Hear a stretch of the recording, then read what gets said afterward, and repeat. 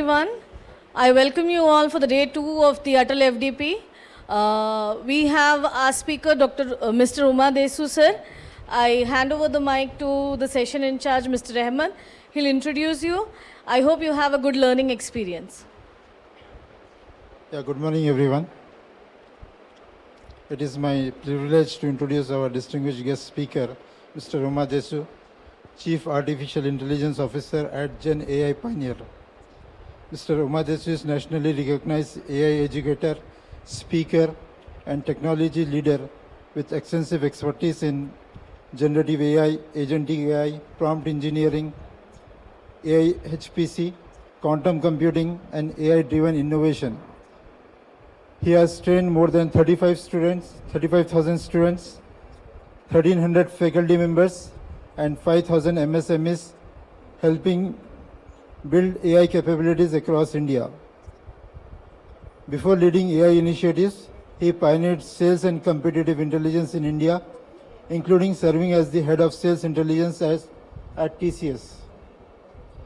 He is also the founder and CEO of Intelli India and has guided thousands of organizations and professionals through innovation and intelligence-driven strategies.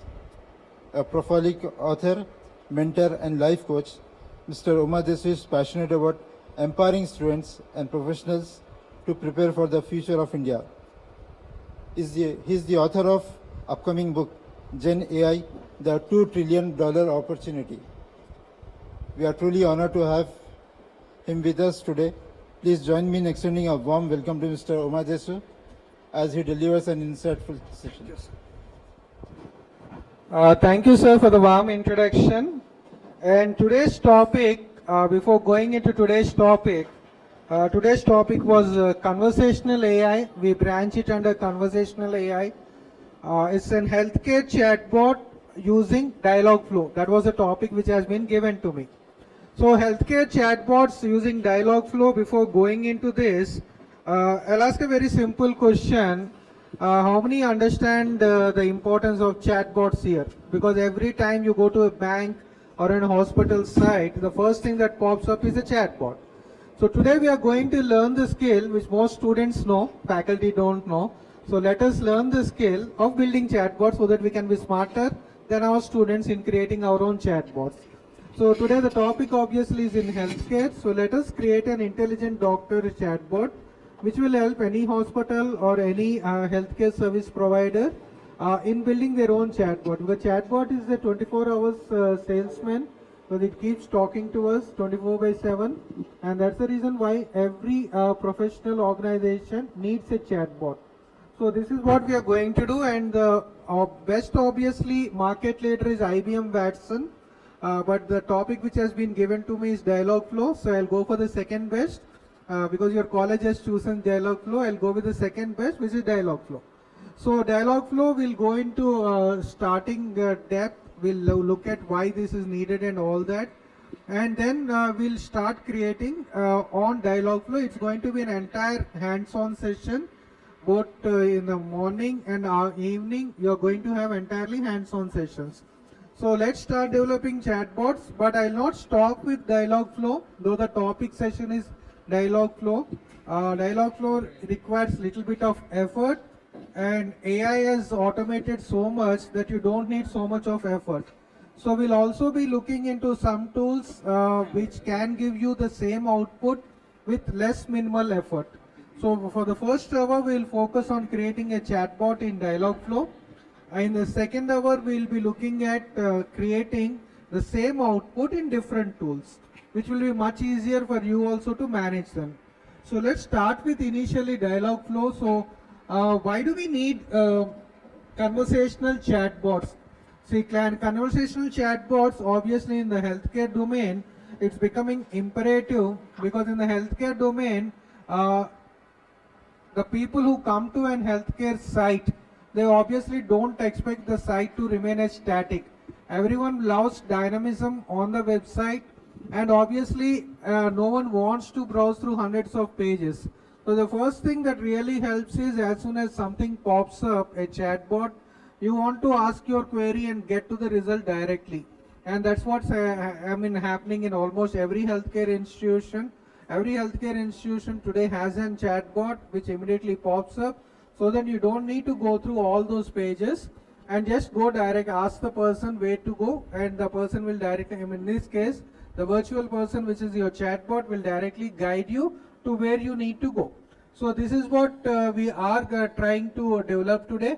Today, conversational AI is the biggest market in the industry as well, because conversational AI is capturing a lot, especially because today human-like voices are already coming in the market thanks to Level Labs and other resources.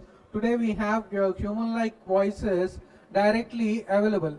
So because of these human-like voices, we can happily develop very interesting chatbots. And the best part of these chatbots is they're conversational. And when I use the word conversational, that means it can talk in your own language. And that's the reason these chatbots are becoming so popular. So in the hospital setting, so I'll ask a very simple question. If you're designing a chatbot for an hospital, what would be the first question that the patient would be looking at if he's coming to a hospital website? Or let us list around 10 questions. So what will be the patient who is coming to an hospital website, say like Apollo, what will be looking at? Doctor consultation, fine. Specialist, so specialist details. Timings, fine. Price, fine. They don't give price, I think, sir. Diagnosis, okay. So now what you can do is kindly, you are given around 5 to 6, but let us look at what are the top 10, we call them intents. In the market, in the conversational AI space, we call these categories as intents. These were the same menu items which you see on a college or in this case, a hospital website.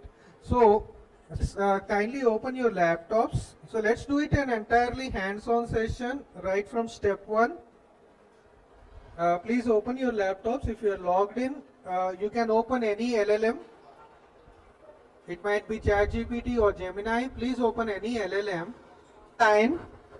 Kindly generate the top 10 intents for an healthcare chatbot. I'll put it in your WhatsApp as well. Let's get all the information what we need. The prompt box, and you'll get around 10 intents. So obviously book appointment, cancel, symptom checker, find a doctor, medical information, lab test, health advice, prescription, hospital services and emergency assistance. So these are the top 10. It might be obviously different for everyone. So now these are the top 10 intents for which we need to create so that the healthcare chatbot will be complete. There might be more. You can have up till 50. Let me give you some more. They have given 10.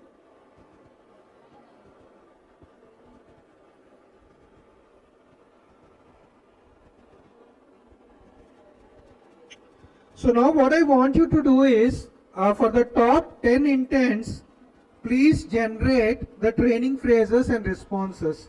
Let me again type it.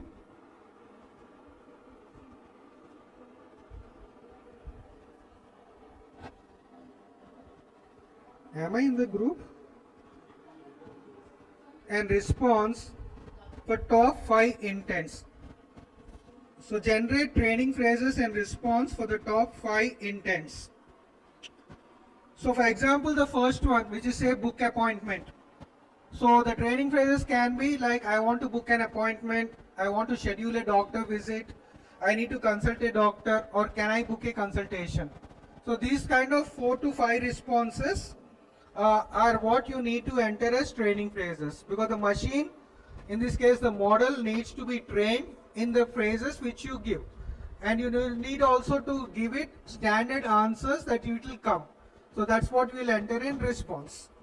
So let us do a very basic one, booking appointment or cancelling appointment. So please generate the training phrases and responses. Please give that prompt. I hope you already generated. Good. So you have already generated the training phrases. So these are the training phrases which you actually need to train the model in. Then the chatbot will start answering the way you want it to answer. So having done this, now you have your information. Let's directly go to Dialogflow. I'll skip this conversational one. So Dialogflow, that has got actually two features. The one is the essential one and CX. We'll be doing the essential one at this moment because CX is a paid version and you have to buy credits for it. Those faculty members and the students can definitely access it because you get $200 credits if you write to Google. I'll give you the form. You can fill it up and send it to Google. By tomorrow morning, you will get $200 credits. So those $200 credits you can use to access the customer experience version as well. For us, it's paid, so we can't access it. We'll now work in Dialogflow Essentials. So it will help us in developing agents. So around one agent per project we can definitely develop. So this is what you have currently done. The core intents, you already discovered the intents. Now we need to add the phrases. So these are the kind of phrases which you already have generated. So provide 10 to 20 natural phrases, and obviously we'll try to give the responses for that. You already have generated the training phrases. You already have generated the responses. And now we need to train the model. So after this, we'll go a little bit advanced and we'll start adding departments as well so that we can make the chatbot more refined. So this is why we'll come to this particular slide later. Let's go to Dialogflow directly. Please log in with Google. So Dialogflow is the second leader in chatbots creation. One of the most popular, obviously the market leader is though IBM Watson.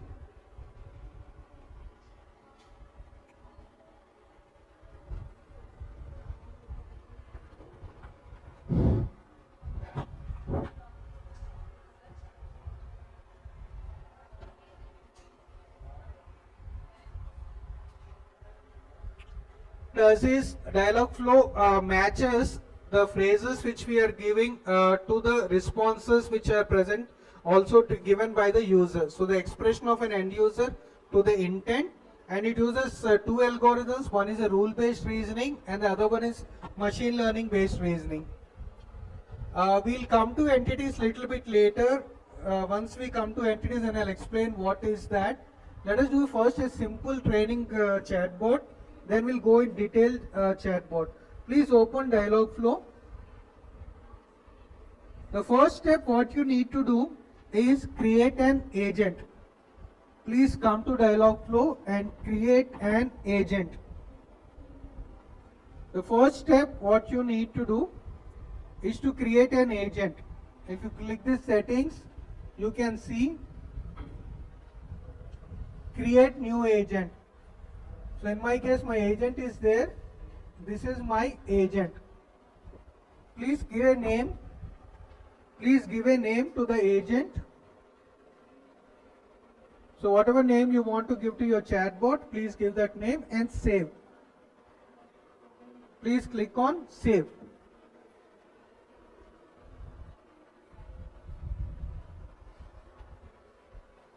So once you have given a name to the chatbot, please come to settings. Please click this settings. Please click the settings button. ये वाला ma'am. अच्छा अभी तक load नहीं हुआ आपका. Wait for it to load. For some it's still loading. Please wait for it to load. Load हो रहा है मैम. आपका ओपन नहीं हुआ. अच्छा यहाँ नाम क्रिएट करिए ना. Yeah, give some name. And then wait for it to load.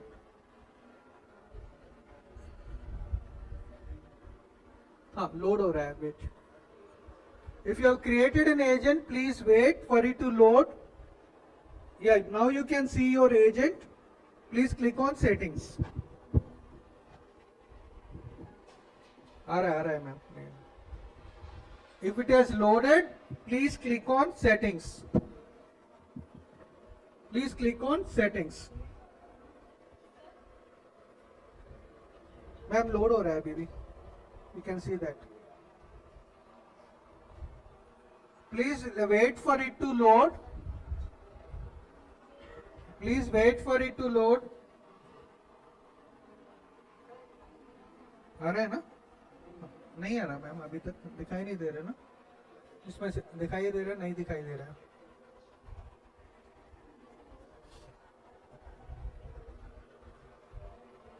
और हाँ, सेव करिए. So now everyone has created an agent. You all have come to the settings. So you have all come to the settings page. So in the first setting, which is general, बहुत slow है ma'am.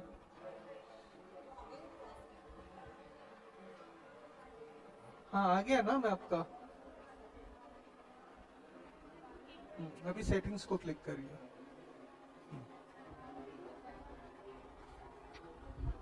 In the first setting, please come down. Please come down and enable beta features. Enable beta features is the first setting.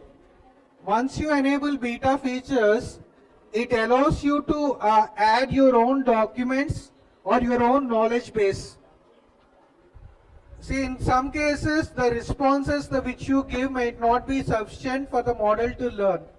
In that case, you want the model to point to your website so that it can learn from it. For that, you need to enable the beta features.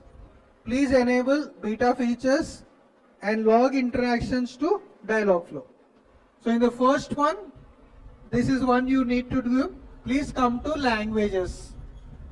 Please come to languages.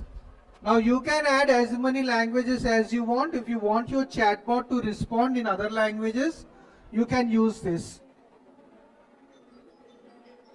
Yes, you can add. Any languages you can add.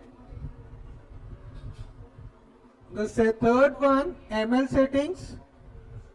Please only add this one, automatically validate the agent. Automatically validate the agent. सिर्फ वो setting बदलिए और कुछ मत बदलिए. The fourth one you can ignore because this is after the setting is over, after your chatbot is complete. If you want to export, you can export as a zip file. If you want to import, you can also import from other chatbots. Validate, last one.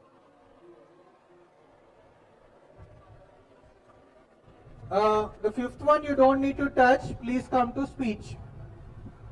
So here, if you want, enable automatic to speech, text to speech. That means if you want the chatbot to talk, not just speak, just read. If you want it to talk, please enable automatic text to speech. Please enable automatic text to speech. Or you can ignore it if you don't want to do it.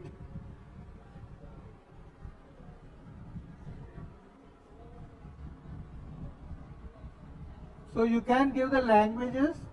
Actually, the essentials one, you don't have much choice.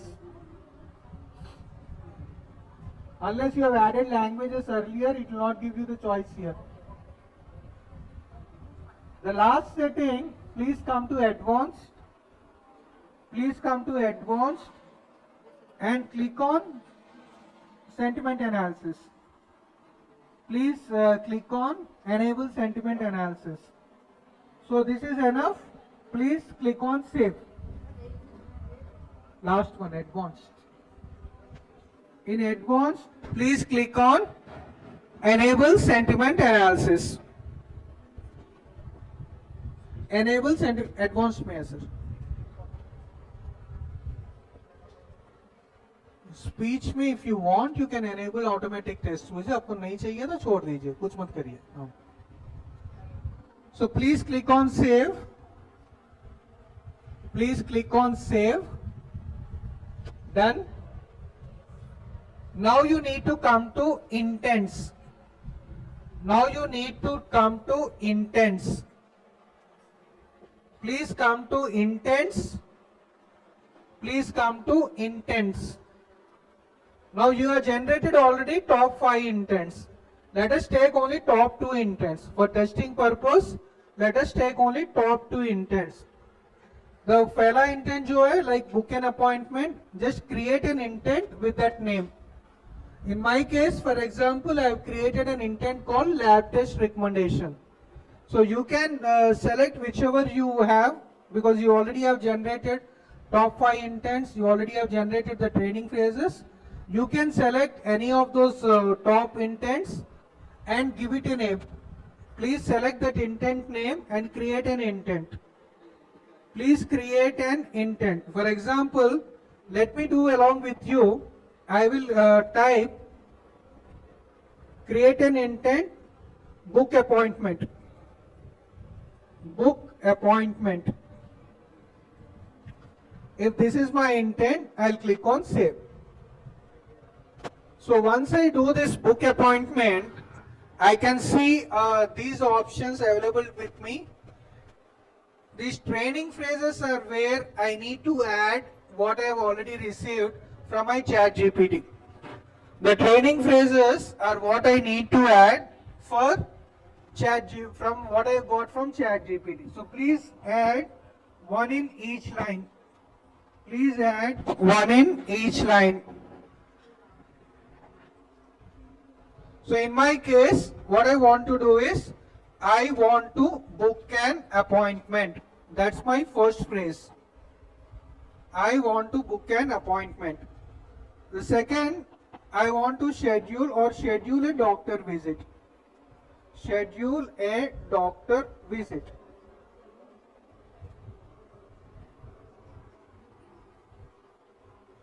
So like this, whatever intents, phrases you have, you can automatically do. For example, my third one, I need to consult a doctor.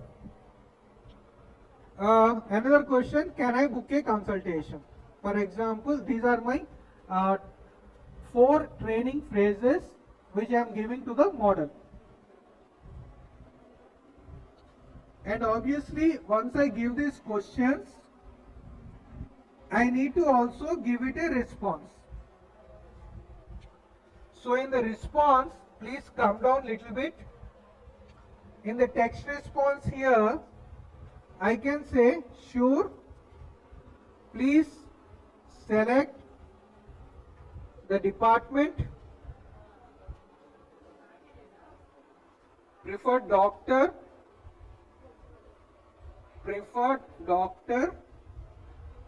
and your convenient time and date. Sorry, date and time. So if this is my response, if this is my standard response, for all these questions, this is my standard response. I'm not giving 2 responses, I'm giving a standard response. So let me click on save. Let me click on save.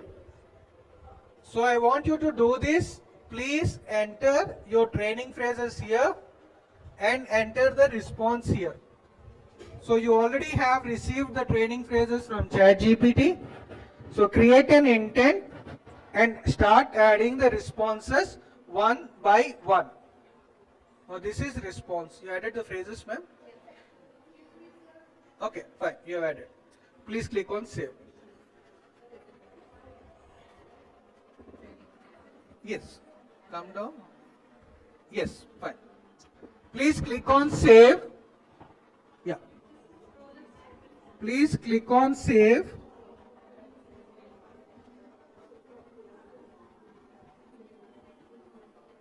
Sir, how are you? One by one. One by one. Please add one by one, ma'am. I want to book an appointment. Number 1. Again enter. Another line will come.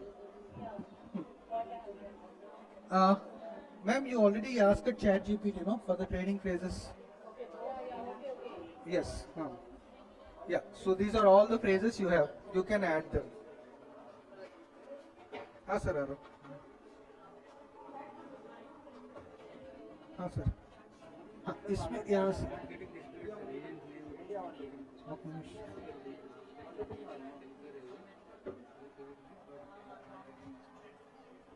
आ रहा ना sir आ रहा है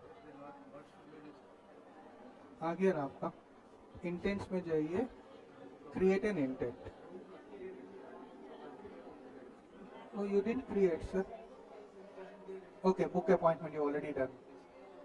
Is to open your WhatsApp on desktop so that you don't need to go between mobile and laptop again and again. So please open your WhatsApp on your desktop. Please open your WhatsApp and desktop because I'm giving all the instructions on your WhatsApp, so you need to keep going back and forth. So please open your WhatsApp on your desktop first. You need to add, keep one by one. Okay? Then come down to phrases, response, ma'am. Please come down. Response, you already have one response from ChatGPT. Please go to ChatGPT again.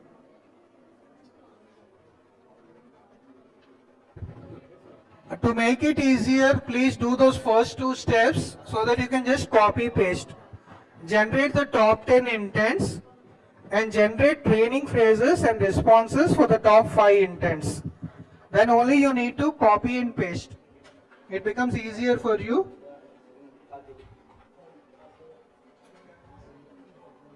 Generate the top 10 intents for an healthcare chatbot. Then generate the training phrases and responses for the top 5 intents. And then just do for one intent, click on save. And once you clicked on save, you can try it now.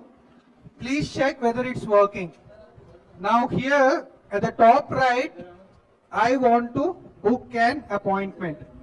Please check whether the response is coming properly or not. So automatically the response which I have given, sure, please select the department, preferred doctor and your convenient date and time. So this is the first step where we are giving information and it's automatically giving the response. So we have trained the model. Once we click on save, it's giving a response. So like this we can give multiple responses as well, not just a single response. First we want you to check with single response. Then we'll keep on adding multiple responses and multiple phrases. So as much training as you give to the model, it performs much better. Let me show you one college agent.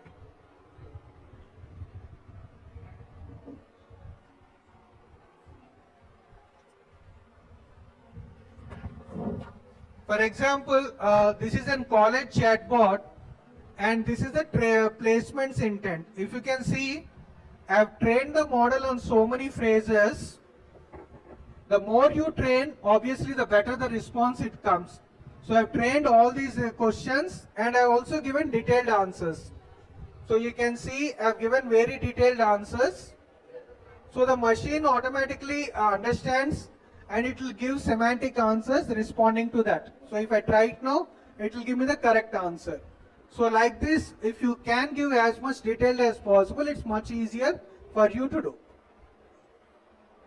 Now coming back to our healthcare intent, I'll show you another one. For example, lab test recommendation.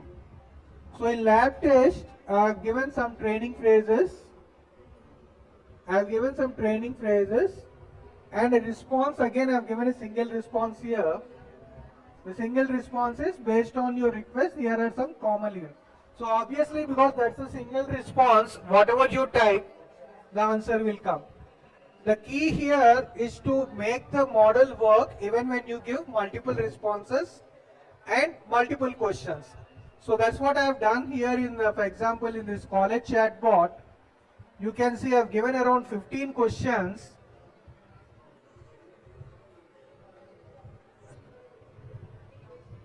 So I have given around 15 questions and I have given an equal number of responses as well.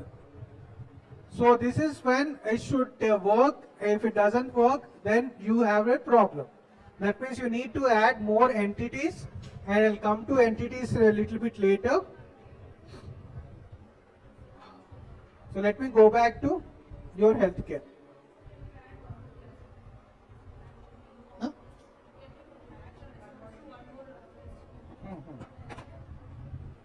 Okay, let me create another intent. cancel appointment.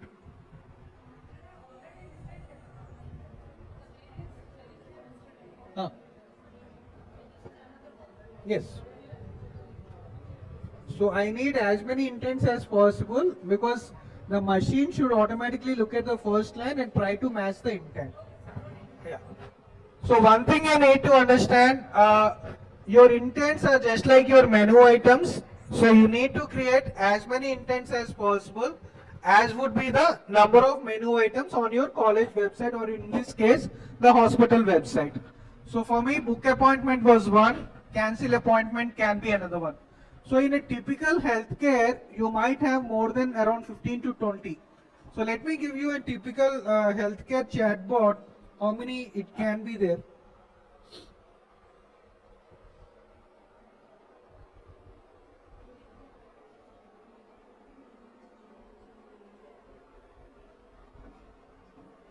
Example, around 20 intents in a healthcare chatbot.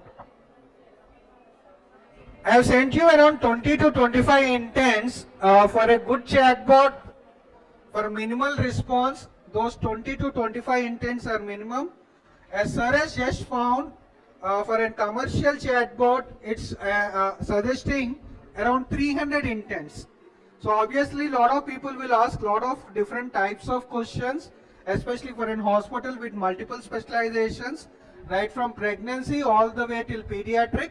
There will be multiple number of questions. So obviously, those many enterprise definitely will be there, 300 intents. Now we are testing only for 1 or 2 intents. We want the chatbot to work for 1 or 2 intents, but when you start building the bigger chatbot, you need to add as many intents as possible. Okay. Ending phrases, ma'am. Responses, please keep one. I'll show you what to do when you add multiple. Okay.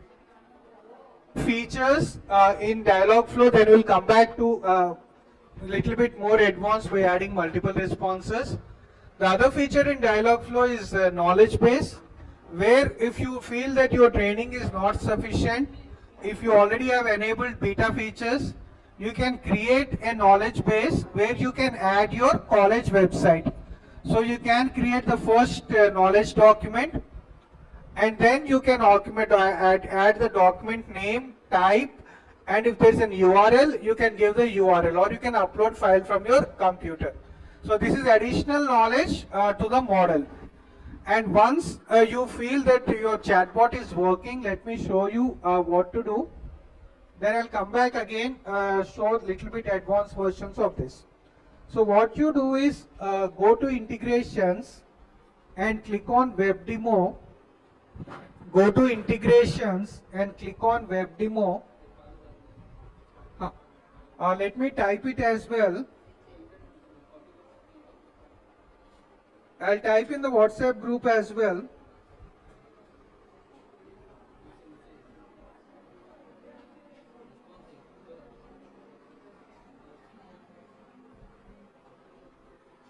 Please go to integrations, web demo, and copy the code.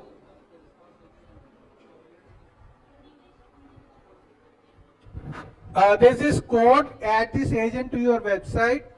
Kindly understand that Dialogflow will be running this chatbot on its server. Google will be operating that chatbot. You will be calling this chatbot from Google server. That's the same for IBM. That's the same for Landbot. For all chatbots, these chatbots will run on whatever the respective platform servers. You need to add this code wherever you want, on your website, on your blog, wherever you want. Just add these 4 lines of code. Your chatbot will automatically get called. So this is how you integrate, and there are several platforms you can integrate. You can integrate in any of these platforms. So you can integrate on your website, you can integrate on Skype, you can integrate on your Telegram, wherever you want you can integrate it. Just use that code. Now what I want you to do is, to get some more experience on this, I want you to go to pre-built agents. I want you to go to pre-built agents. Please go to pre-built agents. and select any of them. So in order to look like what these intents should be of, please select one pre-built agent. For example, I have selected job interview. You can select anyone which you want. So in this case, I have selected job interview. When you click on it, it will ask you, show you an import button. Please import it. Please import it. Once you import it, it will show in your agents. Once you import it, it will show in your agents. For example, job interview. Now what happens here is, you will see all the entities which are needed for a job interview.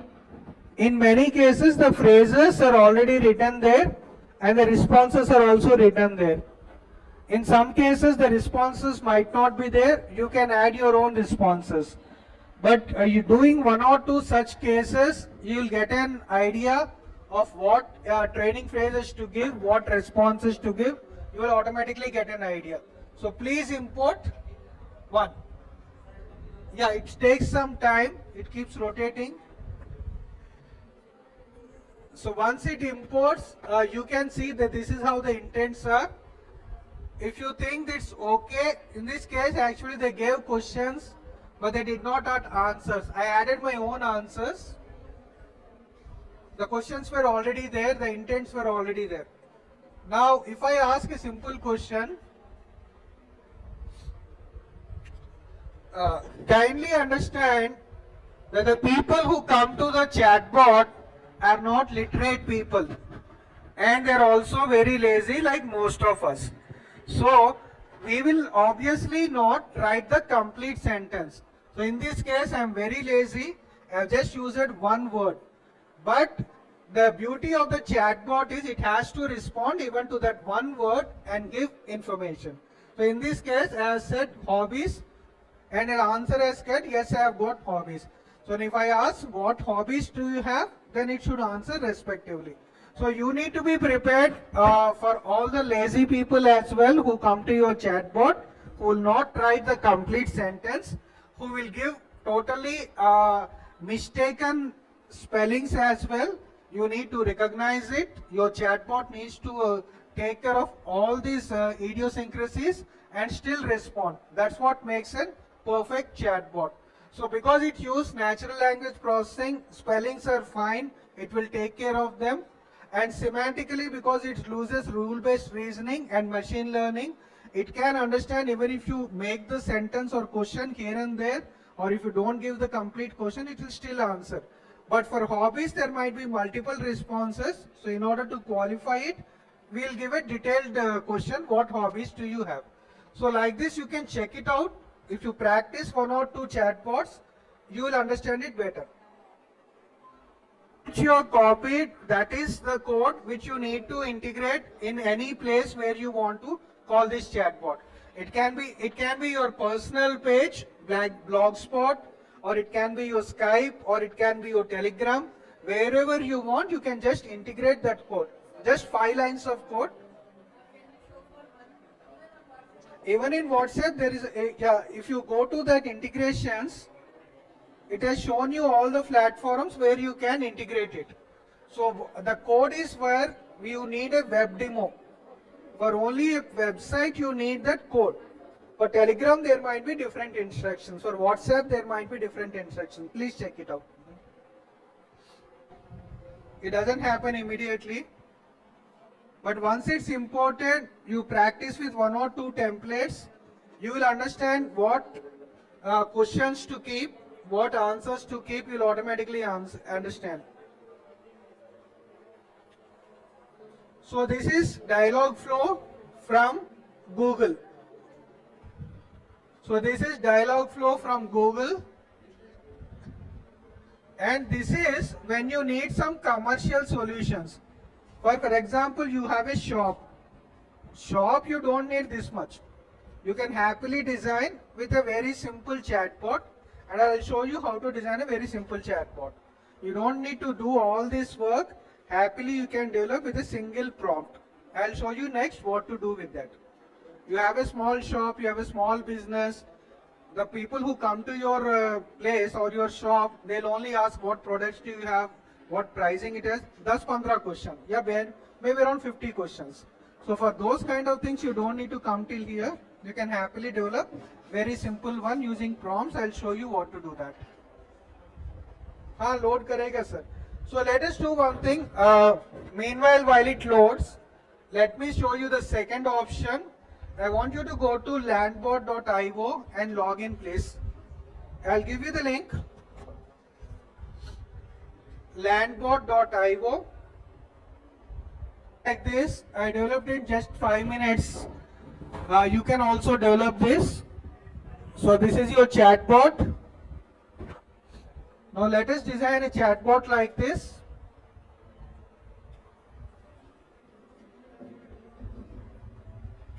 So instead of doing all these workflows, why doesn't AI do it for us? That's what we are going to do now. What I want you to do is,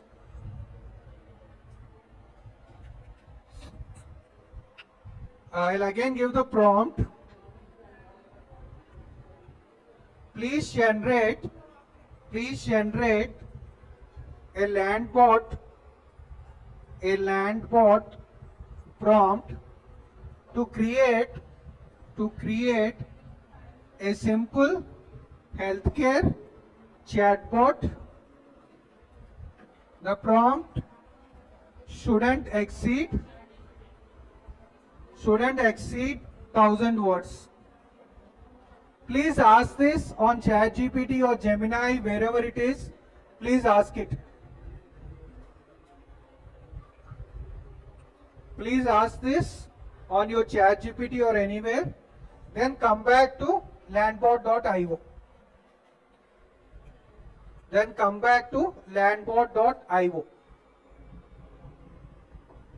Landbot.io. Now, most of you must have received that prompt. So, for example, I have given this, give me a landbot prompt to under 1000 words to create a simple chatbot. So, I got this prompt. Please copy this. Please copy this prompt. Please copy this prompt. And come to landbot. Please come to landbot.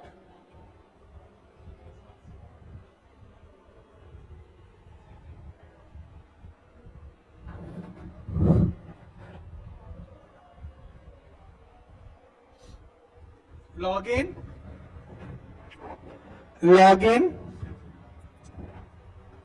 And again, you can check for which you are developing.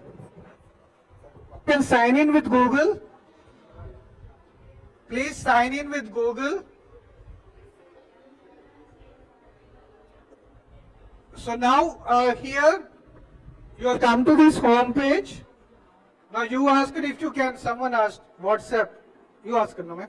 So you can create for web or WhatsApp or Messenger, whatever you want you can select. Now here we are not going to do that effort of adding phrases and all. We want AI to do it for us. So all of you are at this page. Now please select whichever option you want. I am selecting for web because I want it on a website. So please click an agent for web.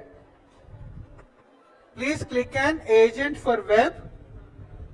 And now you will get a build it for me or build from scratch. Please click on build it for me. Please click on build it for me and enter the prompt which you have already received at ChatGPT. Please enter the prompt which you have received at ChatGPT.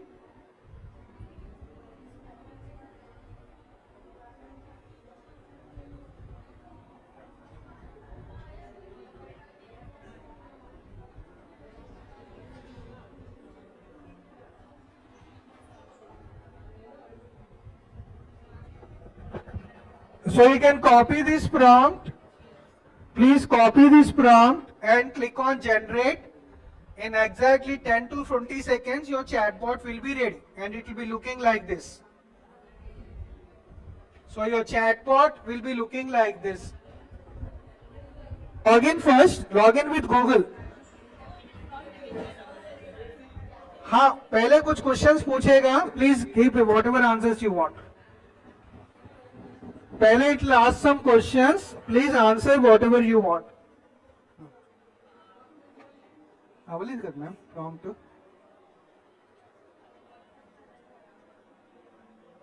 Oh, fashion agent. Okay, test this agent.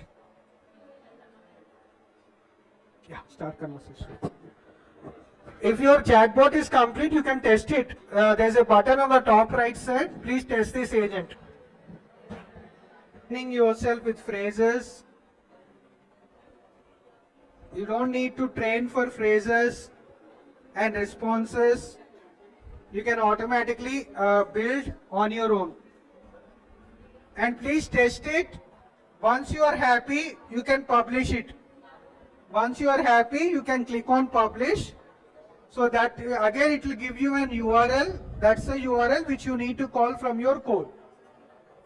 Done. It's working. Fine. So please click on test.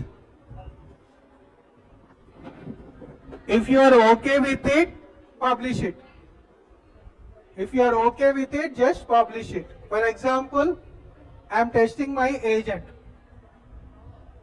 Now this is how my chatbot looks like. Start the conversation. Yes. So this is what the pop-up has come. How can I help you today? Then it will automatically give me the answer, all these choices. If I say for disease information, now it will ask me to enter the disease or type here. Now if I say I've got headache, for example. Now it has an answer for that, obviously. So this is an answer. Now again it will ask you again the same option. If you are done, you can click on it or you can just keep on selecting the options. If I say yes, it keeps on going. So this is your chatbot. Till you complete, it keeps on going. So once you are happy with this, you can click on publish. So that becomes your chatbot.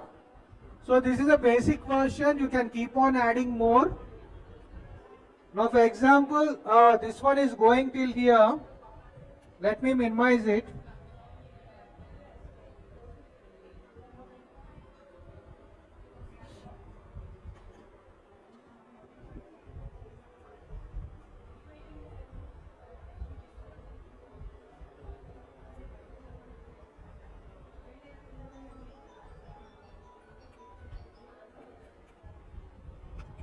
So this is the second way of developing a chatbot. Now let me show you even more simpler way of developing a chatbot. Again, please use the same prompt, a little change. So what I'm doing here, in this case, please generate an AI Studio prompt to generate an healthcare chatbot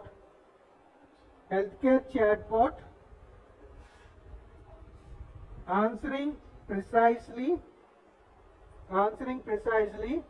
all the questions.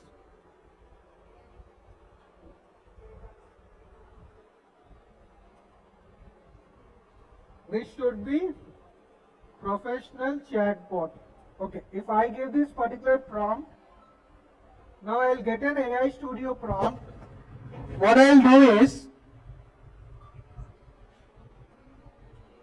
once I get that prompt, I'll just come here and I'll put it. Now you can see, for example, this is my chatbot, start AI chat. Now these are all my questions. You can automatically build a chatbot of your own like this. So this is my AI chatbot. You can build your own chatbot this way. Let me help you build your own chatbot. So all you need to do is put the chat, put this prompt in your chat GPT and generate a prompt. Generate a prompt and come to aistudio.google.com/apps.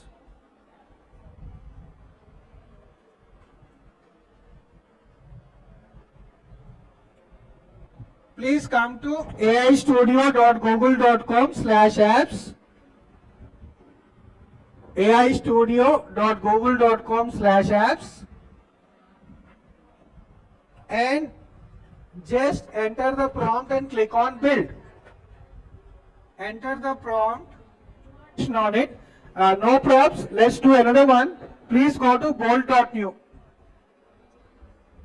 Your college might have a restriction on this, so please go to bolt.new or lovable.dev. Please go to one of them, bolt.new or lovable.dev. I don't think there's a restriction there. Lovable.dev.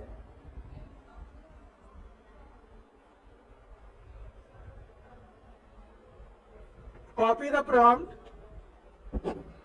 prompt and let it develop it. So this is my AI Studio generated chatbot. This is my AI Studio generated chatbot. This is the web version of the chatbot. Now you can see it's automatically generating in Lovable as well. Lovable is open. Bolt.new is also open. You can create it in any of these. हाँ type करो बस. नहीं ये prompt जाकर chat GPT में ला लिए. वहाँ जो प्रॉम्प्ट मिलता है वो इसको में डालिए. So please put the prompt which you have received from ChatGPT for the AI Studio prompt. Get the detailed prompt and paste it here.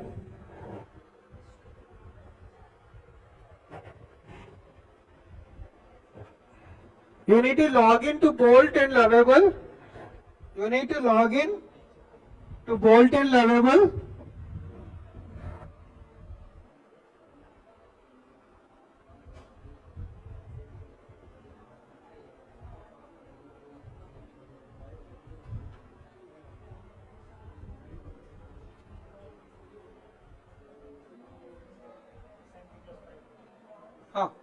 Pick your style, how you want your user interface to be. Your questions, please answer them. Please answer those questions. It might be asking you questions. How easy it is to develop your own applications, your own chatbots with just prompts. So everyone has developed it? Good. So you can happily use this. Please, if you are using it in Bolt, you can directly publish it. If you are using in Bolt, you can publish it. If you are using in AI Studio, you can click on share.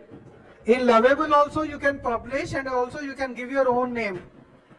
You can give your own name. After clicking publish, it will allow you to change the name. It will allow you to change the name. You can click on publish and change the name as well. Click it.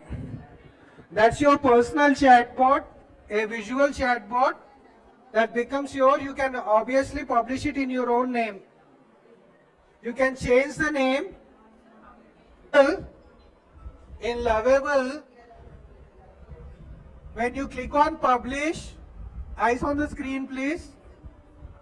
It will ask you your website URL. Click on edit. Click on edit and give whatever name you want.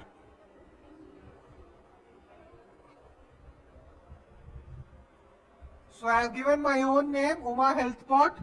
Click on OK, finish. So that becomes your URL. You can open it from anywhere. But first publish it. First publish it. You can upload your own image as well. You can upload your own image.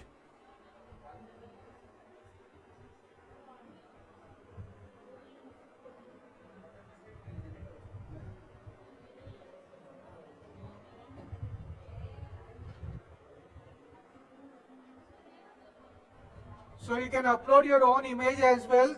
So because it's public, anyone can use it. Continue. So this is your URL. You can see this URL. Visibility is public. Anyone can see it. Now click on publish. Finish. So now this is your health chatbot and anyone can use it. And you can also show it to anyone with this URL.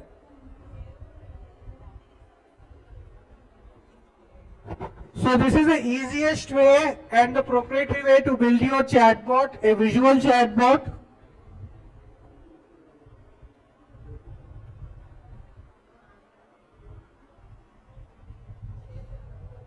So now we have seen, so my app is live.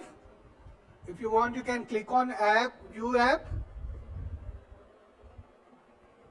And there you go. So this is MediAssist, my chatbot. So everyone, please create your own chatbot. आपका हो गया ना view app बना दिया. view app. नाम बदल लीजिए आपका चाहिए तो.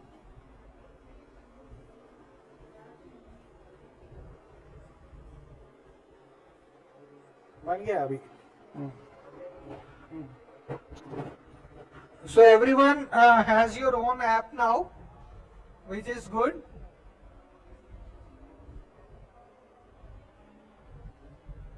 So this is my AI studio. Also, you can check it out at your home because there is an IP restriction here, but you can check it out at your home.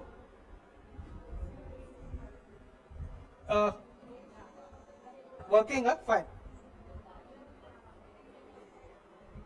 So if you have created an app on AI Studio, you can't publish it, will ask for credits, but you can share the link.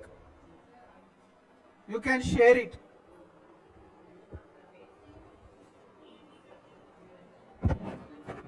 So everyone now has developed a chatbot in Dialogflow, in Landbot, and also in Bolt or Lovable. Your own app. You also have a Landbot app, you have your own public app, so you have your own healthcare chatbot in all three entities. In Dialogflow, you have just the code, but in this case, in Lovable or in Bolt, you have your own applications. So this is as far as chatbots is concerned. Now let us go a little bit deeper into Dialogflow. Since we have these chatbots already ready, let us go a little bit deeper into Dialogflow.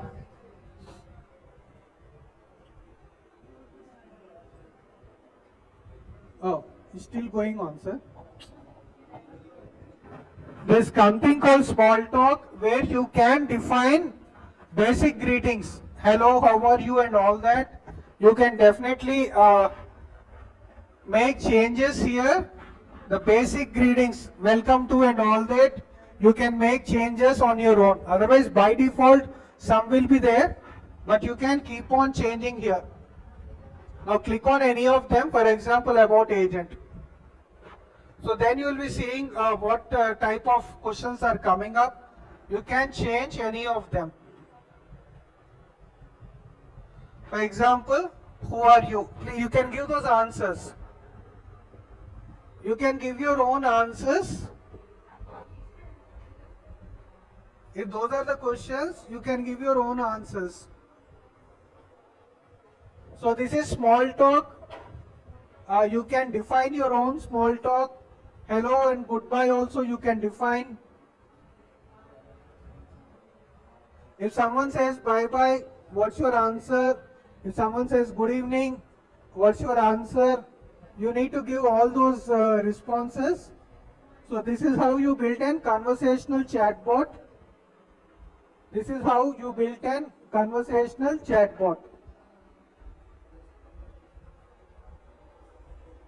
Sir. I mean, for an enterprise, you need to work a lot. An enterprise chatbot, obviously, as sir said, 300 intents need to be created. So it's not going to happen in 1 or 2 hours. It might take a couple of days, obviously. Might be. Because if you take a college website itself, for each department itself, you need to create all the intents. So for each department into 6 departments, then placements, about us, and dynamic information need to keep on updating every month at least. Huh? Yes. Static ones. Now let me show you. Little bit go up, sir. In knowledge, you can keep on adding dynamic information by adding your URL.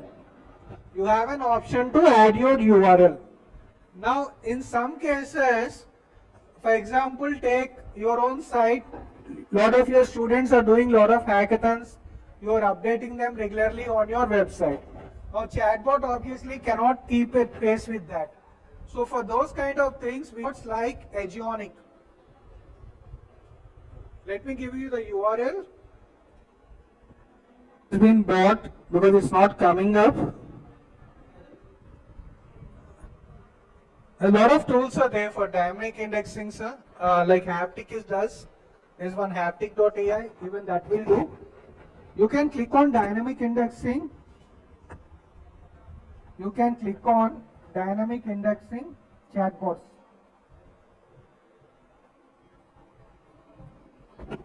So there's many tools which can automatically do it during dynamic indexing. Even this Dialogflow, you can constantly keep it in sync by adding your website. For example, if you're looking at your department, please add department as your knowledge base. Then it will keep checking regularly wherever it can't answer questions from your trained responses. That's the only way you can do and keep it dynamic. Otherwise, directly go to that, I don't know why it's not working today. Normally it works, Agionic.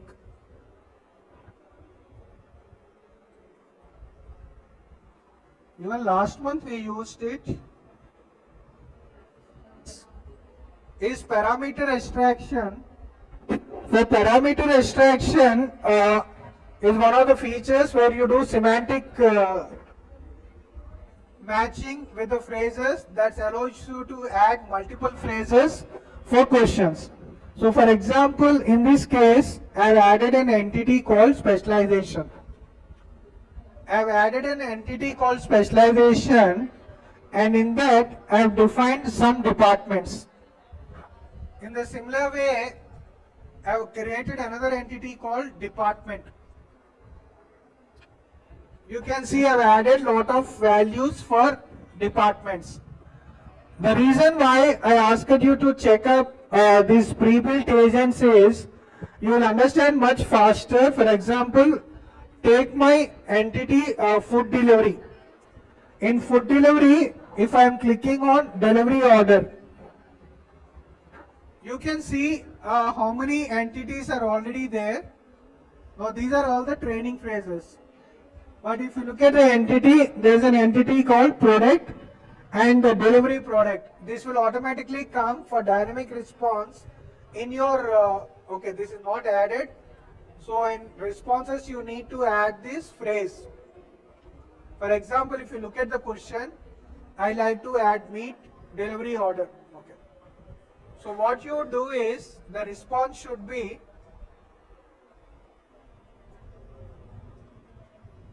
thank you for adding this product.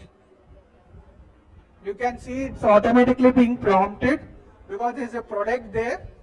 So you can automatically add this. Thank you for adding this product to the delivery cart. That will be your response. So like this, you need to keep on saving it. So even if there are multiple responses, based on your entity, it will automatically do the extraction. I'll show you some more intents here. Say for example, delivery order check.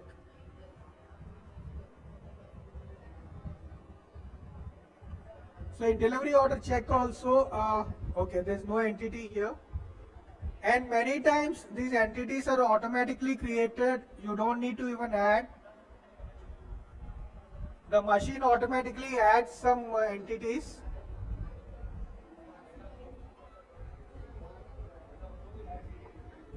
Machine खुद ही add कर देता है. If it's not defining, you can define.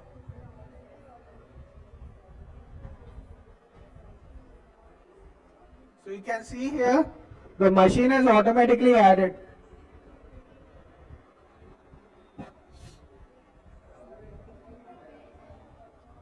Sir? ये machine automatically create कर लेता है, or you need to create if it has not defined. Only when you have these entities, you are able to use multiple responses for questions. Otherwise, it will randomly pick, which is not helping your purpose. Parameter is the name which you want to give the product. The value is where you add. For example, let me click on this. Let me go to entities. For example, if I click on cuisine. So this is all the cuisines which I have. Like this, there are several entities which I have already created. For example, delivery product. So these are the delivery products which I have, only 4 of them. So these and all, if you define it, it becomes very easy for the machine to understand what you are asking, and it will automatically, when you talk about meal, if you have defined these values already, then when you say meal, thank you for ordering this meal. Now if you say give me breakfast, then your response will be thank you for ordering $meal. That dollar it will replace with this particular whatever you have given in your prompt. So this is entities and relations. So what I would advise is please import couple of products, a couple of templates. You will first understand, then you want more tutorial, you can happily go to Dialogflow tutorials, it's free of cost. So where you can learn Dialogflow, that also I'll show you.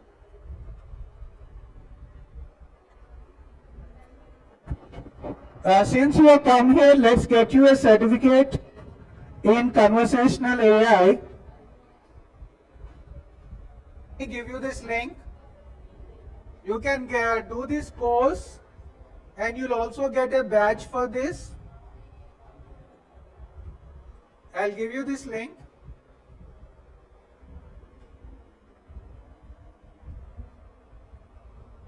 So you have the entire path here from basic course introduction. You can see all this whole thing. You got nearly some 15 to 20 lessons. So once you learn all these things, obviously you will become a conversational AI expert. So many courses you have on conversational AI. You can do this and you can also get a badge for this. And for doing this, you need to go through the video. How free is sir? All this is free. You can just answer this quiz. And once you answer these questions, you will get your badge. Let me show you some basic ones so that you can understand it much easier. Or in GenAI, you can take this up. This is totally free of cost. So apart from this, you can also learn. Let me get you one certificate since you have come here. And you'll get a certificate on your name for learning these fundamentals. Not just the badge. I have given you a link. Please click on that link.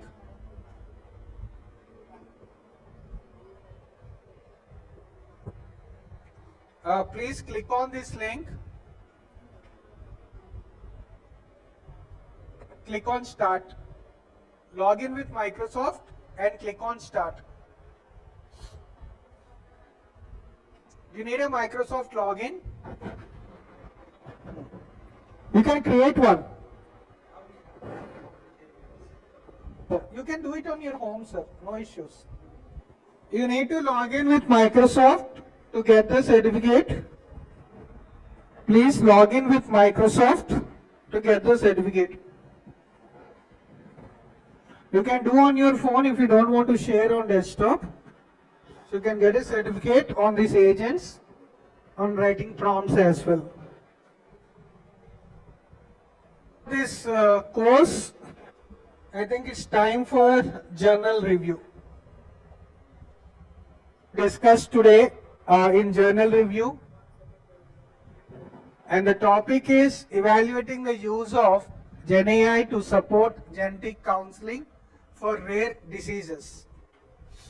Got this journal with you? Have you been shared this journal? I'll put it in the WhatsApp group. Journal which has been selected by the college for discussion. This is exploring the use of GenAI to support genetic counseling for rare diseases. So they have checked around 4 LLMs, which is ChatGPT, Gemini, Cloud, and Perplexity. And they asked around 1 or 2 questions targeting around 4 rare diseases. And they scored the responses using the Likert scale. So obviously Perplexity scored very low, and this is what the conclusion was. Now the question is why we did this, why this is what we are going to check this. We are going to look at this paper, and you need to also do an article summary as part of the ATAL certification process. So you need to also write a 1-page summary on this. So let us start on some basic steps on journal review. So this is the paper which has been given to us. So the first thing what I want you to ask, if this journal has already been shared with you, which model normally performs better? In your opinion, which model actually performs better? So let's do a very small poll on that. Then the first question, they have used around 4 models. So my question to you is, you need to answer the poll, which model is good for research? Which model is good for research? There's a poll on your WhatsApp group. Please answer it so that we can move to evaluating this particular journal.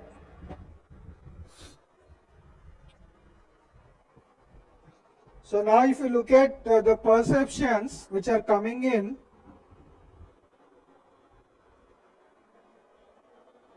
a lot of people have good opinion on Perplexity, but this article actually is talking the reverse. If you have looked at the journal, the first paragraph itself, you see that Perplexity has scored the lowest. Look at the journal, introduction. Look at the introduction, Perplexity is scoring the lowest. So that's what we are going to discuss today. Obviously, Cloud is getting good votes. ChatGPT is getting more votes, but Cloud is tying up with it.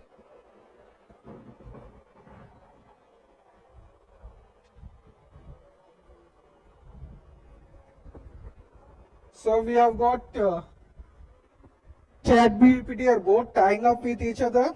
That's good. Now I want you to open the journal. So the first question we have answered. That's good. But if you look at the journal, first page, so you gave Cloud and you gave ChatGPT. Now look at the journal first page and see which one actually performed.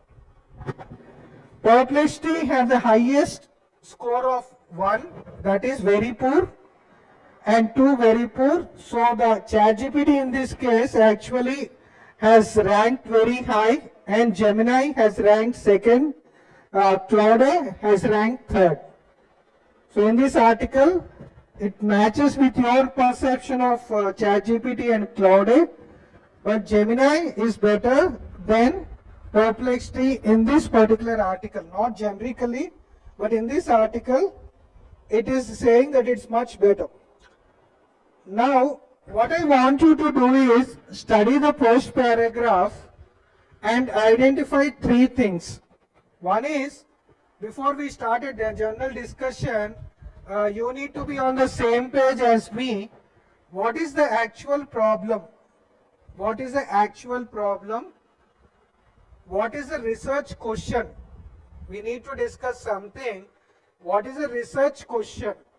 And the third obviously is, why are we doing it? What is a research gap? I want you to answer these three questions. I want you to answer these three questions by reading the first paragraph at least.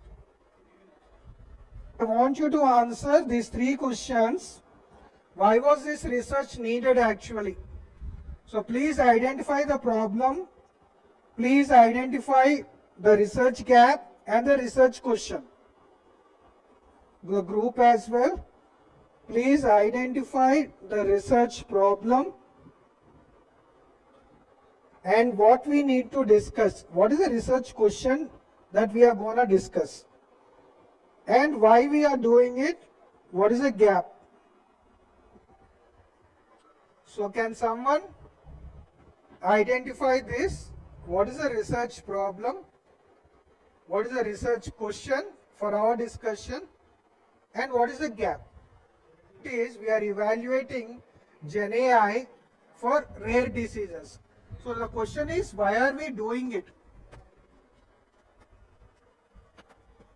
If you look at the title is evaluating the use of GenAI to support genetic counseling for rare diseases.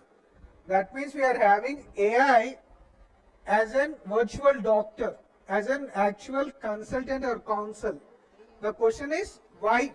What is the problem statement? The problem statement is very much clear. So what is the research problem here? Research question hai kya hai? What is the research gap? So I want you to give me those answers. So let us make that as a starting point for our discussion. So I have written in the WhatsApp group, please identify the research problem. Research problem is very clear. What is the research question? What is the research gap? Problem. What is the research question that we need to discuss here? And why? What is the gap?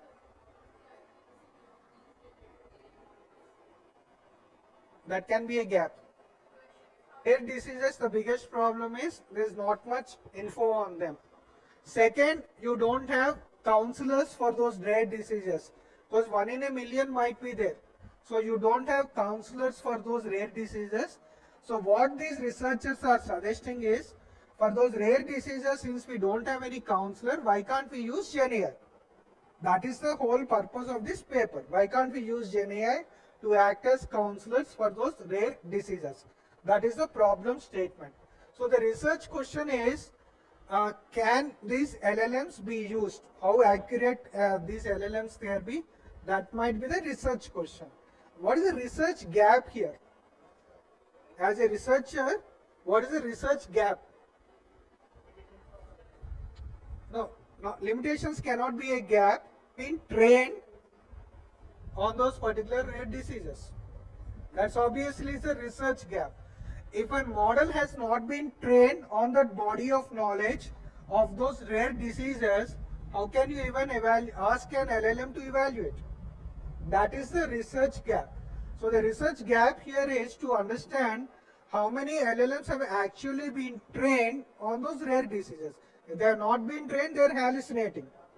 So obviously they cannot be used even for this modeling. And the reason why Perplexity has scored very low, whereas it scores very high in normal things, is because Perplexity has not been trained on this body of knowledge.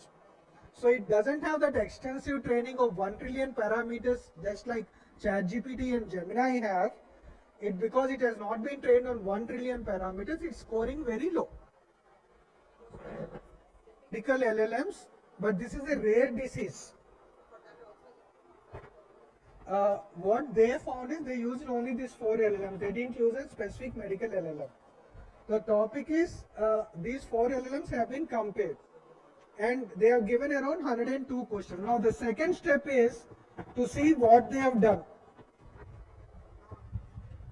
So this is a problem domain, rare diseases. So the core research is obviously, can GenAI provide that reliable structured support or accurate? And the research gap is we don't have a clinical benchmarking of LLMs being trained on these rare diseases. So looking at the problem statement, we can very clearly see where the problem stops, where the research gap is claimed, but honestly it's not. and the research question is being posed. So this is how we approach is journal review. So this is what we are going to discuss next. Now let us look at the research paper. The second topic how we need to look at the research paper is, you can look at the abstract. What did they actually do? What did they actually do? They asked these 4 leading models on 4 rare diseases. They gave around 1 or 2 questions. And on these 1 or 2 questions, they got around 408 AI responses. And this was evaluated by 4 expert evaluators, and they gave a scoring using the Likert score. And on based of that, we have done some statistical validation. So now the questions here is, why did they use, the first challenge obviously is, why did they use only ChatGPT? That's one question which we have. Yeah. Was only ChatGPT 4.0 only. The questions were asked of all those 4. The Likert scoring was done, actually the statistical validation was done with ChatGPT. So why did we use only ChatGPT here? And why did ChatGPT score very high? If that's the first question we have here, and because you need to also write the article summary in 1 page, that's a question you need to answer. Training on medical models as ChatGPT 4 has. ChatGPT 4 has been trained on 1 trillion parameters. That includes almost every single journal, every single book that has been published in the Library of Congress. That means every medical book that has been discussing these rare diseases, it has already been trained. Perplexity doesn't have that much training on that much of an extensive. We are talking about every journal that has been published in IEEE or anywhere in Scopus, entire Scopus journals till September 2025, ChatGPT has already been trained on. ChatGPT has already been trained on every single book that has been published anywhere in the world and is registered in the Library of Congress. Every single information that is there on Reddit, on Wikipedia, ChatGPT has already been trained on it. That's why ChatGPT obviously has the highest amount of training. We are only using the word called training, not knowledge. It has been trained on all that information. So that is the reason why we are using this methodology. So now what we need to look at, the evaluation criteria. So they gave on the Likert score, they have given a criteria where they scored all these 4 LLMs. Now the simple question what we would need to answer here is, if you are evaluating an LLM, what would you actually look for? Accuracy.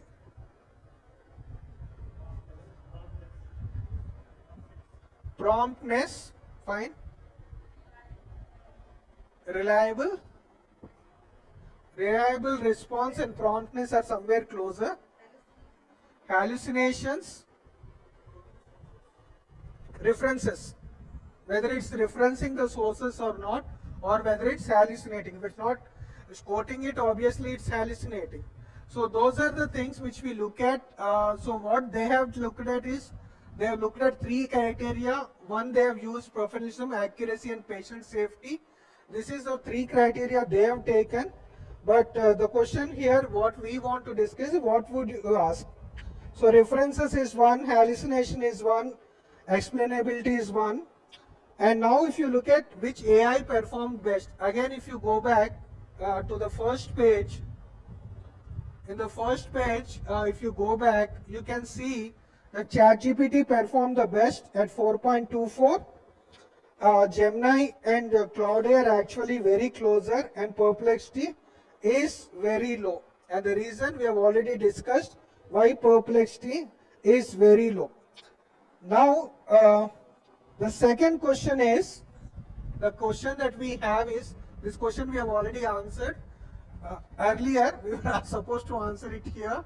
Obviously, this is the problem here. Perplexity, 1, lack of training, and ChatGPT, Claude and Gemini obviously because of higher medical comprehension, obviously because of higher training. Now what I want you to do is, I want you to ask the same question. Huh? No ma'am, we are only discussing this journal. Your college has given me a journal paper. We are only discussing that journal now. Now what I want you to ask is, I want you to give this journal to your ChatGPT or any other Gemini, and a simple question what I want to ask is, has training been a factor in determining this course? Please ask. Please ask. Please give this journal to your LLM and ask a very simple question for your own understanding, because you need to write the summary as well. When they say medical comprehension very strong and why perplexity is very low, you need to obviously given at least one line of your own perception, and you need to get a clarity on that. So my question here is, once you attach it, I'll type the question in your WhatsApp.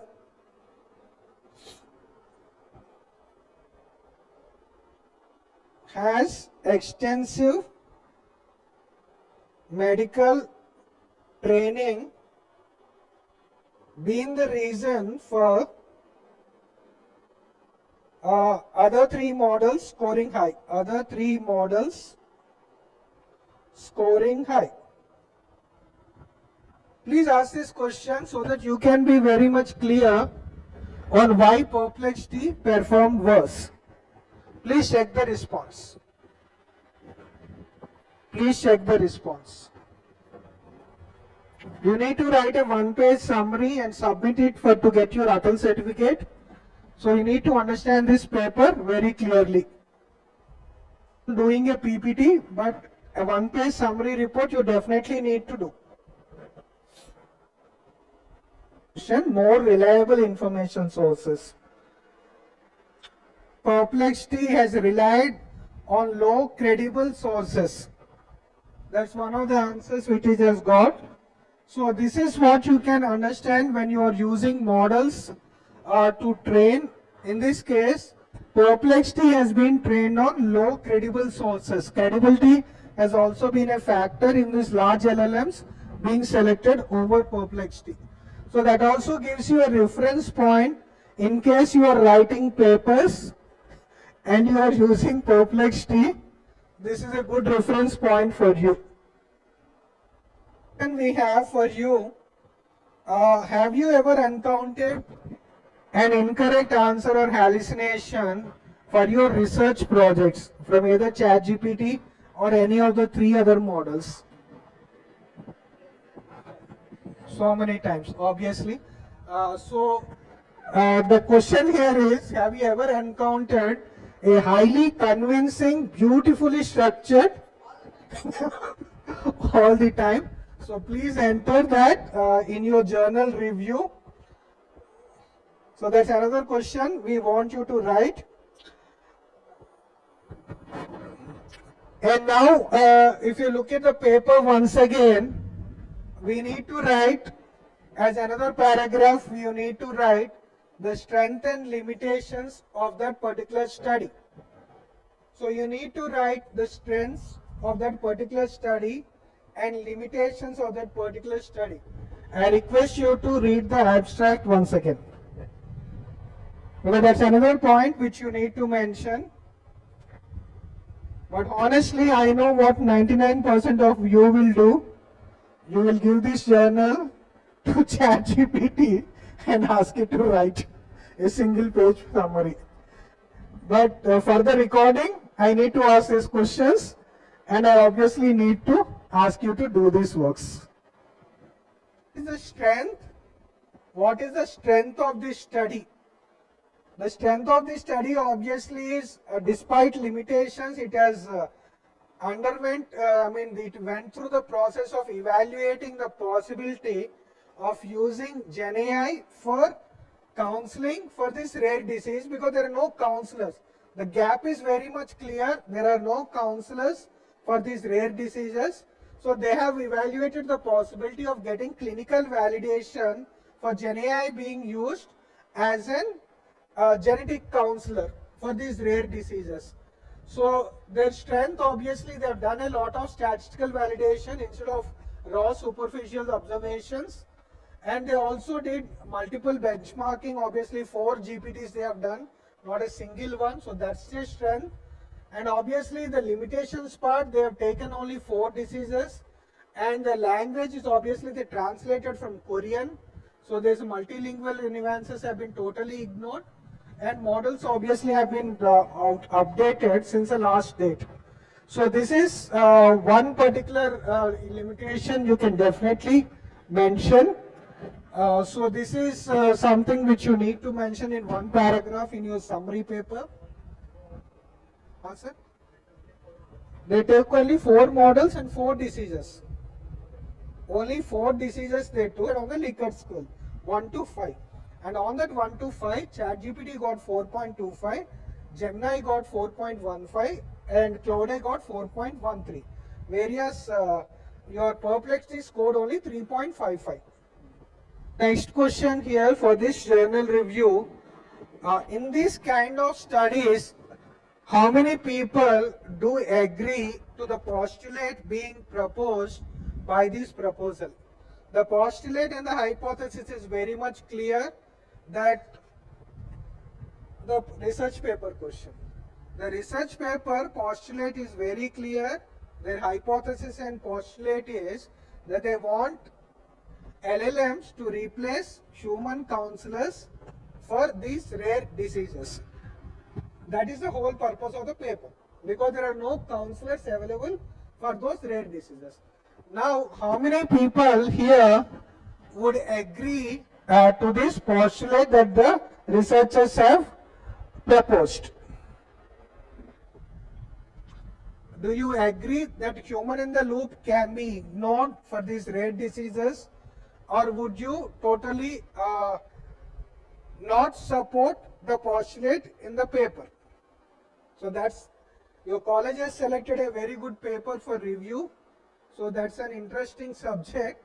Now I need your perspective. Will you trust an LLM for rare diseases? No.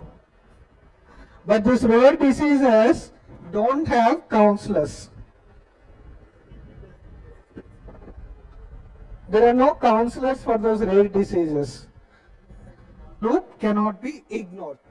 So that's another suggestion you need to very clearly support or criticize the postulate which has been given. So in 1 line or 2 lines you need to write in your own words, why do you still support human in the loop and not what they have proposed as GenAI being a genetic counselor. So that you need to write in another line. Let's look at the. So now another thing,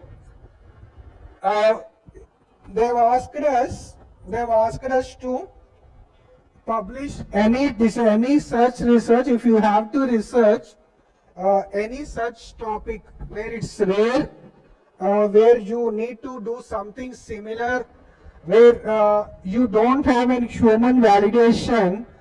So what would you do? Where do students or projects fail? And who will you consider as the best when it comes to using in research? And what validates a correct answer? And who are your expert evaluators? So these are the 4 questions that you have.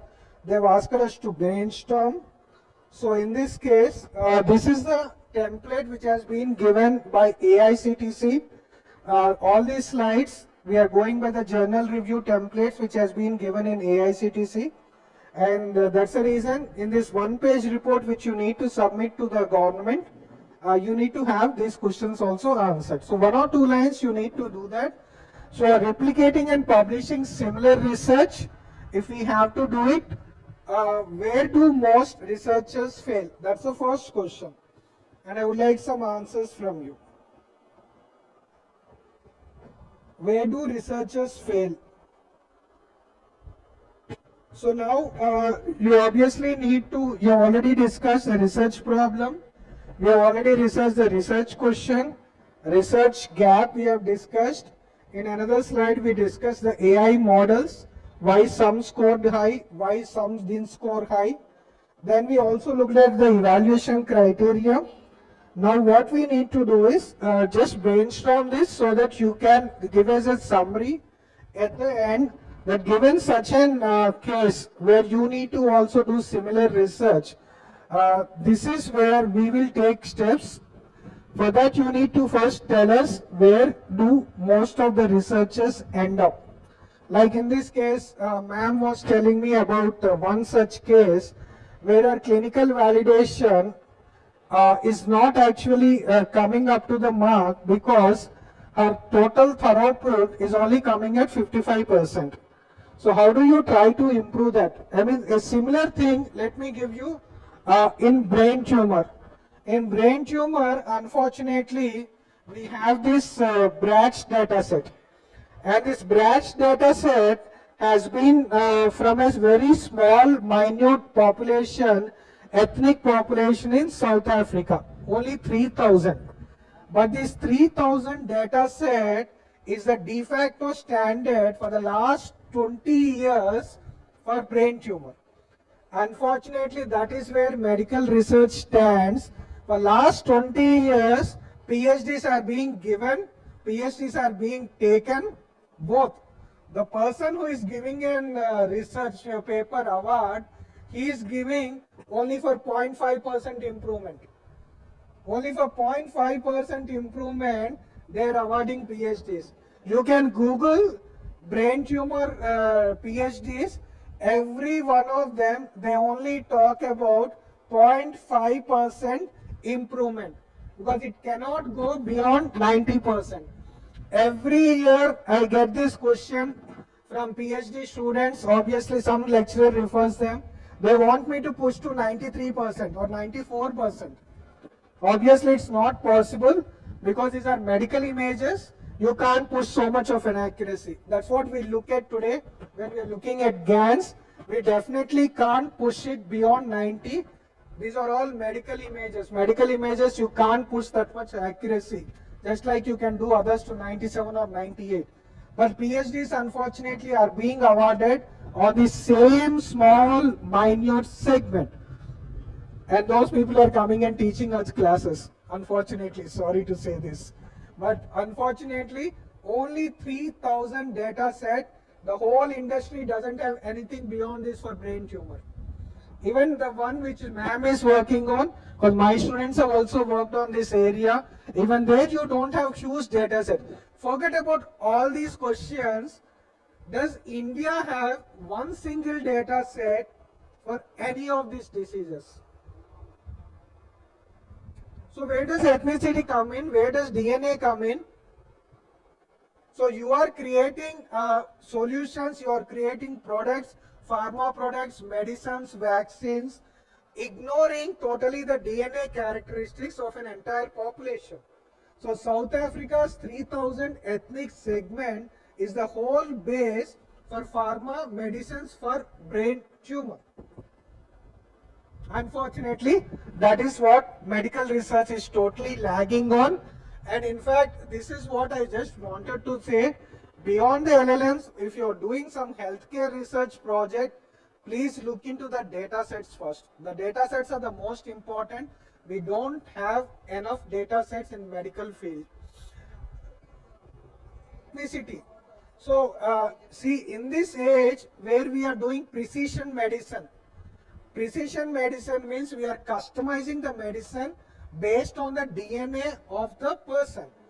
When AI has moved so forward, why for these chronic diseases, we are still using the same ethnicity? For brain tumor, for breast cancer, almost any of those top cancers and all, the top 5 multi-millionaire drugs or multi-millionaire diseases, we are using those small ethnic data sets.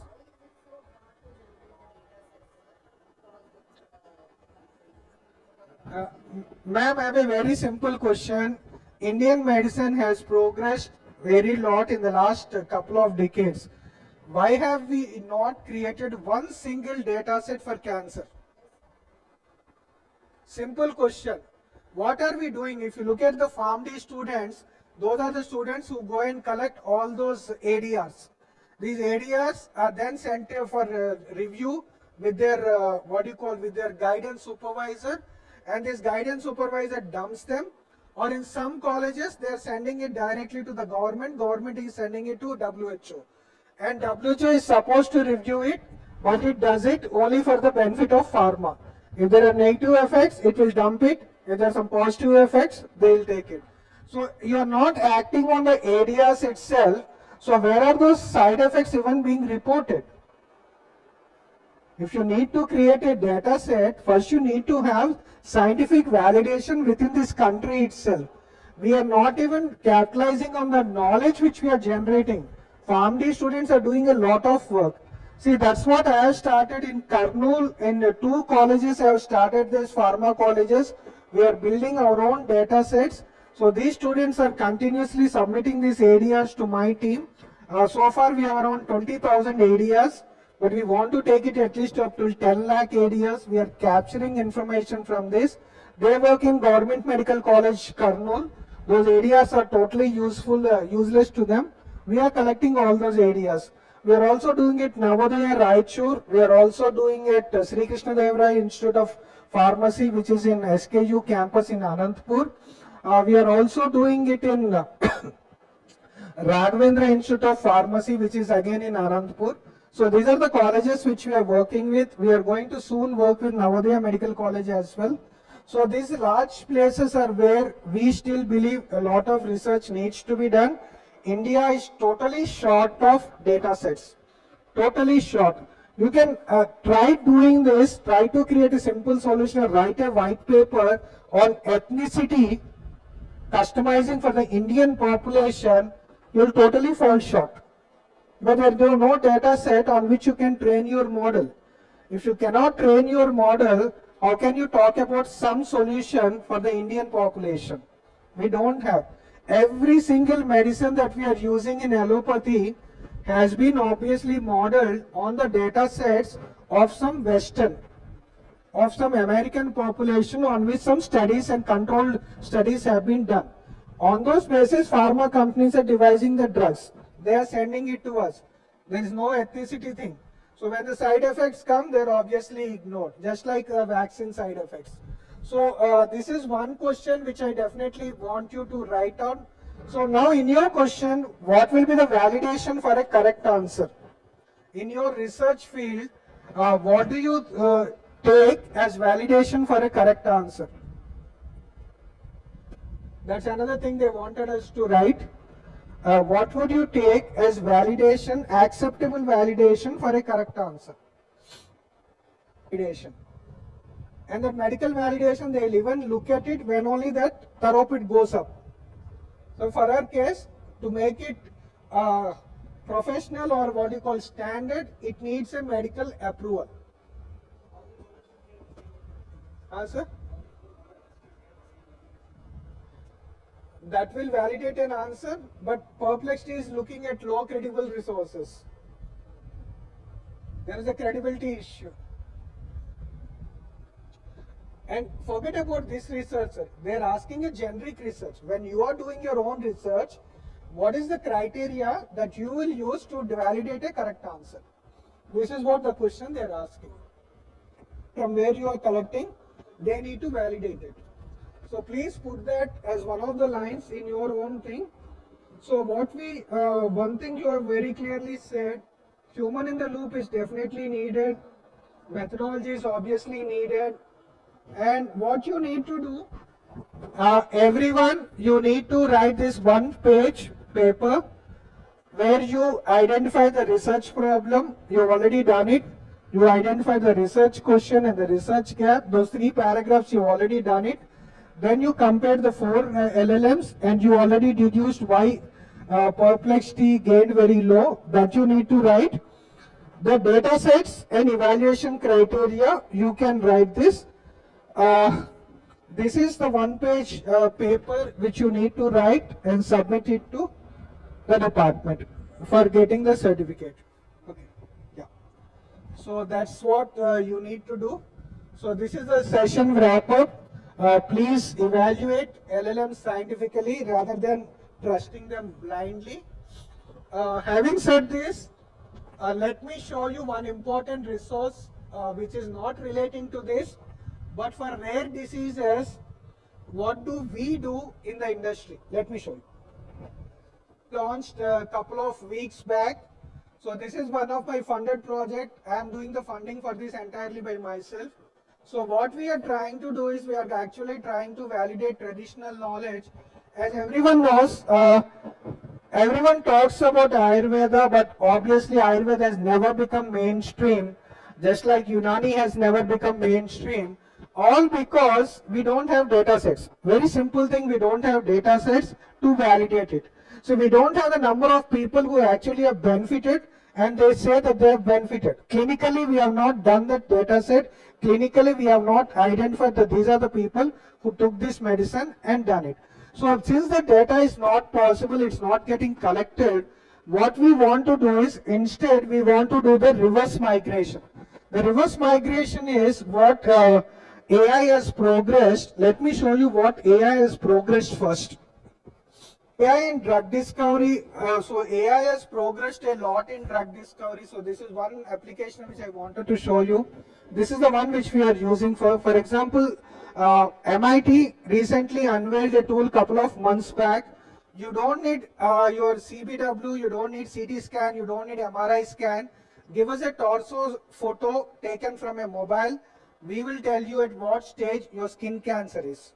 This is what MIT has devised, a tool which can totally deduce skin cancer only from a single camera photo. So AI has advanced to such a level where they can even diagnose skin cancer. Google DeepMind has done something similar with retinal segmentation. So this can obviously do, it can diagnose any ophthalmic conditions from 3D retinal scans. Similarly, Harvard also has come up with a model where they can convert any worst kind of, for example, many of the times someone sends you an X-ray which they have taken a photo of with their weak camera. So even those kind of images can be converted into high dimensional resolution photos through Harvard's latest model on 3D resolution. So this is the one which we teach our students actually in your computer vision. Now coming back to one of the most profound discovery of this century is obviously AlphaFold 3. I do hope some of you have heard about it. AlphaFold 3 has been trained on millions of genetic sequences. So they automatically calculate the protein sequences, and they are the one reason why drug discovery time has come down from 6 years down to 1 year. Today you are able to release drugs in less than 1 year because thanks to AlphaFold 3. See, the normal process of drug discovery is you discover a compound, then you go down to lab rats, you test on rats, and after rats you test on pigs, then you go for human trials. After human trials you go for compliance, regulation, marketing. It takes around 5 to 15 years to release a drug. Now, instead of all these things, AlphaFold 3 is saying, develop a compound, give it to us, we'll tell you the side effects that will come to it, we'll tell you the potential of this drug totally beforehand. This is what AlphaFold 3 does. This is 7 p.m., but I'll just skip this. 7R, 6R, my favorite model in AlphaFold 3. So for example, you are a pharma company. You have developed a drug compound. Now all you need is give this drug sequence to AlphaFold 3. It will exactly tell you how many years, how many months, how many minutes the immunity of your drug compound will be. That means you don't need wet labs, you don't need lab rats, you don't need human trials.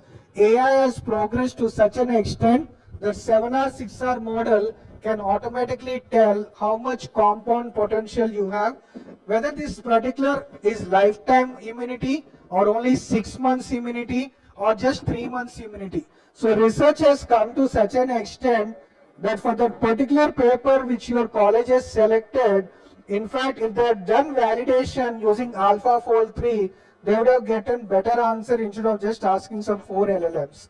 This would have been the perfect resource to check that same answer, because AlphaFold 3 will give you the answer. It will compare your RNA sequences against any kind of a component. It will immediately tell which part. So we have extensively used AlphaFold 3. So when we train our medical students as well, what we do is we take some banned drugs. We take the banned drugs sequences and we give it an AlphaFold 3.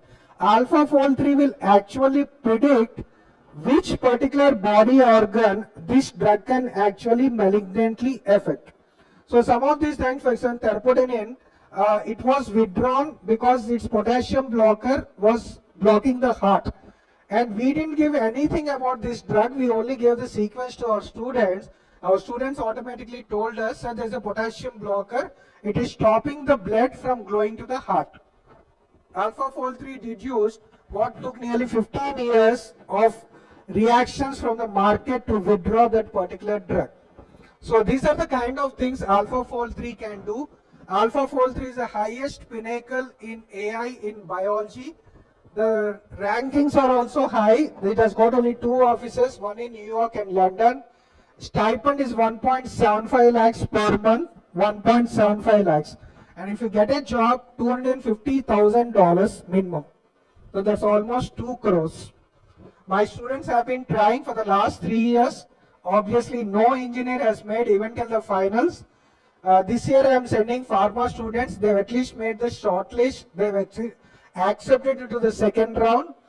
Engineers, they couldn't make it. Obviously, they don't have domain. So obviously, they can't be accepted for the technical skills. But pharma students, I'm definitely sending them this year.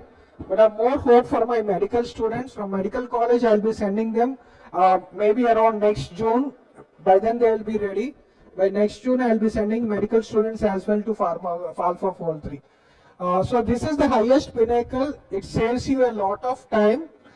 Today in the afternoon session, I'll actually show you how you can also use AlphaFold 3. Because today's session is obviously on GANs and medical imaging. So definitely I'll show you that. So thank you everyone for this session. I think we need to break for lunch. Go into discussing this. Let us have a brief. I assume everyone is from CSE background here. Is anyone from non-CSE background? Okay. Second assumption, everyone understands what a GAN is. Right? What a GAN is and what a diffusion model is. Then I'll just go back to this. Let me also show you how actually a GAN works, because that's important before you actually go into referring them in medical imaging. As you know, every AI architecture is a dimensionality reduction architecture. Let me come to GANs, which came to us in 2014. Obviously, you know the name. Alan Goodfellow gave to us GANs in 2014.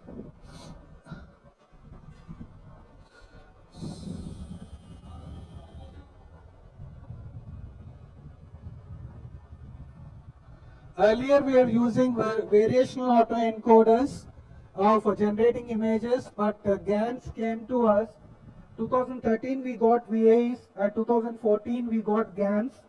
So Alan Goodfellow, when he created this model GANs, Generative Adversarial Networks, he thought of a model where he could get the generator to continuously generate images, and a discriminator model, two competing networks, and his idea was that he could get the second network to refine the first network, while the first network is training on a data set of images.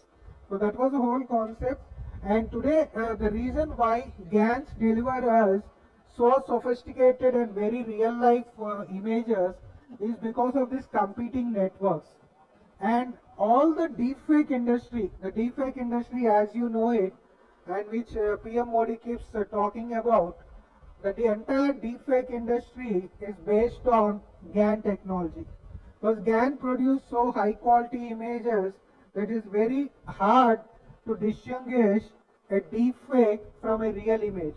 And this is because of the underlying technology which is there in it, which is a generator and a discriminator continuously working on cross purposes. So GAN consists of two competing networks, a generator that creates samples aiming to pass as real, and a discriminator which is continuously evaluating those data points and discarding them if they are fake and allowing them to pass if they are true. So this continuous process, this continuous computation obviously improves the quality of the perceived samples, and that's the reason we have very good images which are coming out of. So this is how a generator and a discriminator continuously work against each other. And we have several GANs. So now let me use some simple analogies instead of this generator discriminator. Let me give a very simple analogy to a GAN so that everyone can understand. This simple example is more than enough to understand what a GAN means. So you have two artists here. These two artists, one of them is an artist, one of them is a critic. This artist is supposed to replicate the original painting, and his job is to continuously paint. And this person who is a discriminator, his job is to continuously look with a magnifying glass and determine whether this painting is alike to the original. If it's not, he rejects it, and this artist keeps on drawing a second image. So this is how generator and discriminator continuously work, criticizing and discriminating till this person, discriminator, is satisfied, or he comes to an extent even when he uses a magnifying glass, he cannot tell this image from the original image. So till that point we keep on judging, and the judgment stops when the discriminator cannot distinguish the real data, the fake data from the real data. That's exactly when your image is complete. So GANs also have been trained on similar data. So GANs were trained initially on the MNIST data sets. So on the MNIST data sets we started adding more noise, and this noise was actually used to create some fake samples. And these fake samples allowed us to train the model much better, to keep on refining till at least some 50 to 60 epochs. We finally got images which were very clearly alike the original MNIST digit images. So that is how what GAN was presented by Ian Goodfellow. The white paper which presented GAN to us in 2014 contained this same experiment. On basis of this, we have built the GAN architecture, and this is the reason why we have so high quality images today in through GANs. So generative adversarial networks. So what I'll do is I'll send you a link. I want you to first understand how GANs are actually working. You can design your own images there, but there are also some standard images which you can use. You can run the number of epochs, then you'll understand exactly why we get so high quality images through GANs. I think it's imperative that you understand the background architectures of these AI architectures before we actually even talk about using them in our research. So let me give you the link. You can open this link. Thank everyone. Designed by me, but I'm not getting a sound output, so I have put it in YouTube. Do please also watch the video to understand the difference between GANs, VAs, and diffusion models. So please open this link.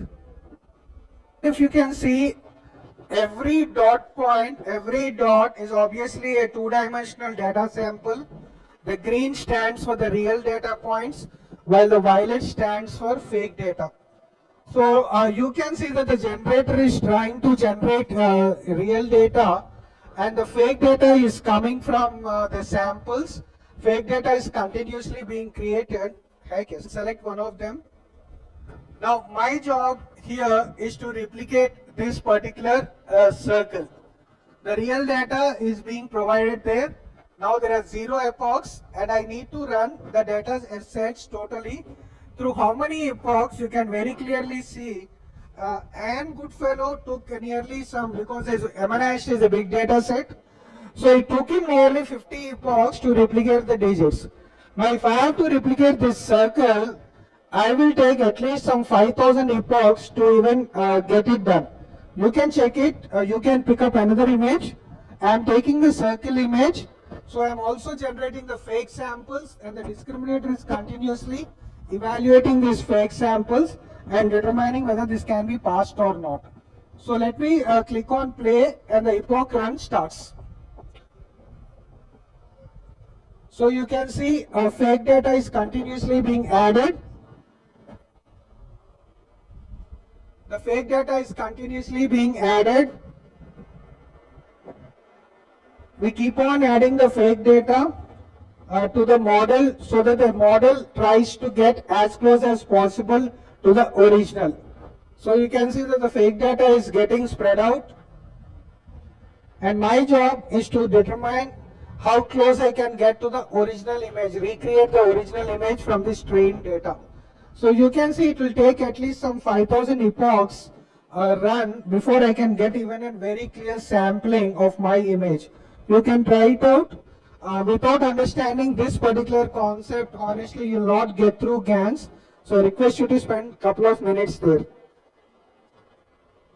Each one of those data points is an actual data. The small dots which you are seeing, every one of the dot is a data point, a two-dimensional data point. The generator is continuously creating the data points which are green in color. At the same time, we are also creating fake IDs. The fake IDs are those violet in color. And the job of this continuous cross between generator and discriminator is to discard the fake samples to an extent where the discriminator cannot distinguish whether this image is true or false. So this is a constant conflict that keeps happening, and what I want you to watch is this constant conflict till a clean image comes into the picture. I want you to observe how many epochs it does happen for the clean image to come. In this case, my case, a circle has to emerge. In your case, you can select one of those 5 images and see how many epochs it actually takes to create an image. And this is exactly what's happening in the industry today. All the deepfakes which you are seeing in the industry, maybe some celebrity's photo being swapped by some other celebrity. It is undergoing so many epochs till it comes close to that. And that is the reason why you are not able to distinguish a real photo from a deepfake photo. This is the technology behind that. So you can see at 5,000, still I have not a huge sampling, is still okay, but there's a lot of cleaning that needs to be done.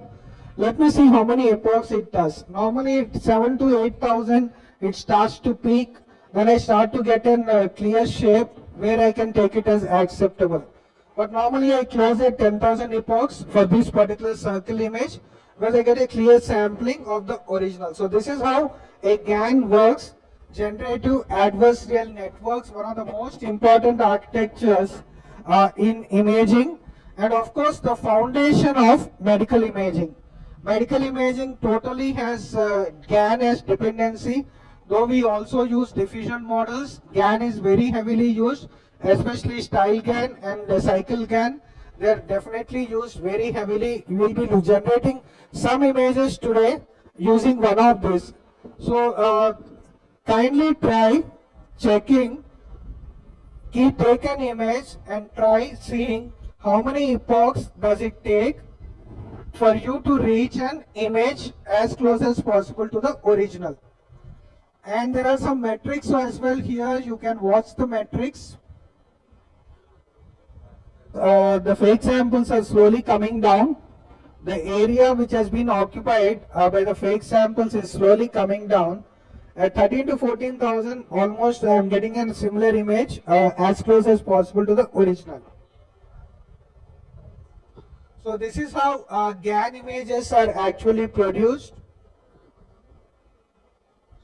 Those who want to learn more about GANs, you can read more here. Lecture. So this is GANs. So while we use CNN for image analysis, for image creation, we often use, earlier we used to use VAs, then we started using GANs since they came in 2014. 2015, we got diffusion models from Stanford University. Diffusion models are based on complete physics, that's reverse thermodynamics. I'll ask a very simple question to you. How are images created by machines? See, normally from childhood, how have we created images? We have drawn a pencil sketch and we started adding colors. So now, is this the same process through which machines also generate images? Do images are just starting with a white canvas, then you draw a pencil sketch? Is it how machines are generating images? Huh?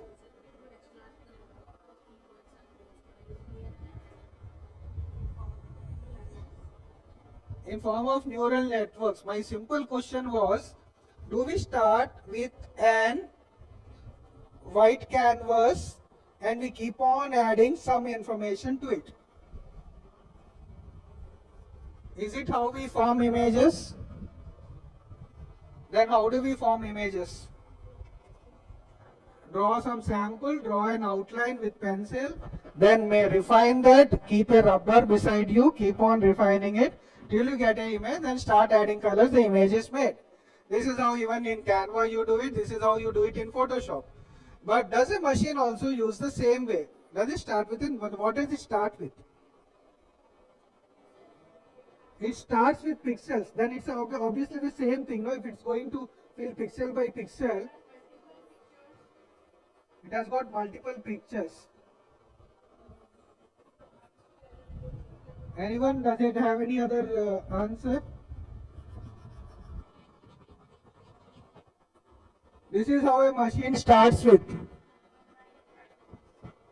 There's no pattern, this is dirty noise. There's nothing here. I take noise, I take dirty noise. I take this image and I start using the embeddings which you are giving in your prompt. For example, you have given, draw me an image of a cat. And obviously, I look at the embeddings that have been stored in the cat vector. And those features I start tracing out by adding more noise, adding more noise, adding more noise, till a shape is coming out. This is pure physics, reverse thermodynamics principle. How many people have seen on the roadside sculptures? In Rajasthan, say, those people who come and make those kitchen utensils out of stone. You must have seen on the roadside. Or forget about Rajasthan. How many people have seen statues being made? So how are statues made? You start with rock, right? A plain rock. A plain rock, what do? You use a chisel and a hammer. Then what are you creating? You are adding more noise. You are adding noise, noise, noise, noise, noise, noise, till that image is clear. So in this case, you are doing the same thing what we do in diffusion model. In diffusion model, we use the same thermodynamics principle. We keep on adding more noise till the image is produced. So this is thermodynamics, reverse thermodynamics, and this is the principle of diffusion models which came to us from Stanford University in 2015. It is added to the embeddings, and from the embeddings I derive the information and I generate the actual image. This is how a distribution model is actually produced. We do gradual denoising till we actually get this image. So this is the principle of diffusion models, and it has come to us from physics obviously. In physics we have reverse thermodynamics. We have taken it directly from there. So there are several analogies like this, like describing a building. we obviously start, and this is what I was talking about, sculpting. So artist gradually chisels away the excess material, revealing a statue hidden inside the block. So this is a diffusion model, sequential denoising steps leading to the final image output. A simple analogy, if an artist is given a very noisy image, so this wizard, let us take an analogy. There's a wizard who has got a magic brush, who as soon as he adds this magic brush, there's an owl which is giving. Owl in this case is the embeddings which you are giving via your prompt.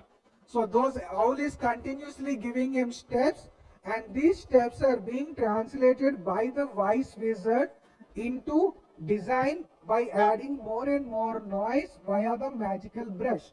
That's how you get beautiful image per the embeddings you have given, for the input from the embeddings which you have given via your query prompt, and the embeddings database which is stored in the vector databases inside the trained model. Now the question here is, if the model has not been trained on that, the same data set which we are talking about today morning, if there is a rare disease, and in this rare disease there are no images, so that means the model has not been trained on it. You take perplexity. Perplexity has obviously not been trained on that low rare disease. So in such a case, if the model has not been trained on it, it obviously doesn't have vectors. If it doesn't have vectors, even if you give a prompt, it obviously cannot create a good model or a good image of that particular rare disease. So this is obviously why we go for specialized GANs in creating these images, those particular models which have been trained on a lot of medical data. So this is what we use for creating medical images. Now the obvious question is, even sir was asking today morning, today afternoon, can these images actually be used? So, obvious question, if we are going to use these images as data sets, is it acceptable in the medical community? Now obviously these images are accepted in three cases. First, you very clearly tell in your study that this is synthetic data. You need to very clearly mention it, that it is synthetic data which has been generated using GANs. Second, as long as it's not commercial purposes, you can definitely use this GAN data to use in your research models. Third, if you are using standard models for generating these images, so how you are generating it, which data set has your model been trained on, that definitely makes a lot of difference on whether you can use this data set. The images which are being used, produced by either GANs or diffusion models, these three steps will determine whether you can use GANs officially in your research. So tomorrow we are having a class tomorrow afternoon actually in synthetic data. There will be pursuing this still further in detail. So again, another question obviously has come from one of the madams as well. Can we use hybrid data? That's another question. So a combination of hybrid data, I actually didn't answer it because I thought Eligo will answer it here. And hybrid data can definitely be used because multimodal data, that's a combination of two different medias, is obviously the fastest way to do AI research. You can't stick with one particular medium, just images. If you combine text and images, you obviously accelerate AI learning a lot. So definitely you can use multimodal data. That also we'll be looking at in detail while we are doing this research. Projector is overheating, sir. Just drag this video and you will get your badge.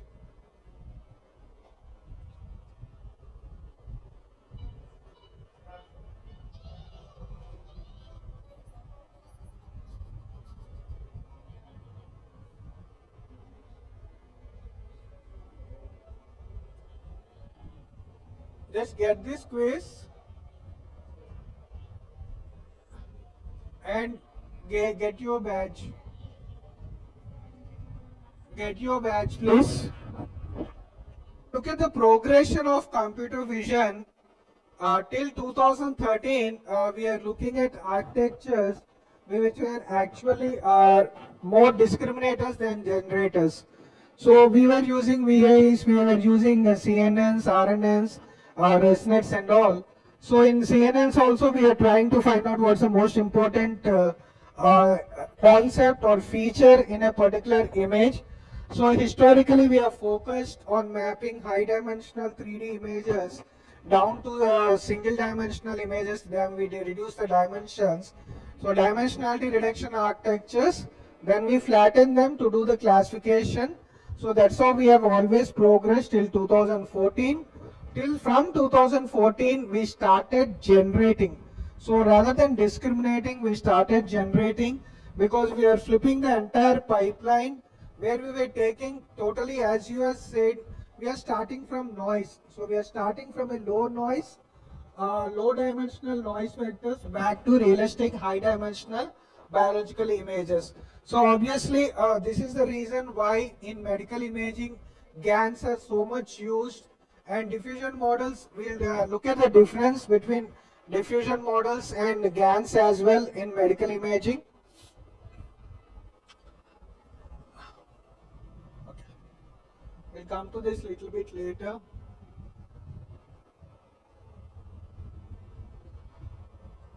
So if you look at the AI frameworks, we'll be looking at MONAI, and we'll also look at cycle GAN in our images. In our models, we'll also look at cycle GAN.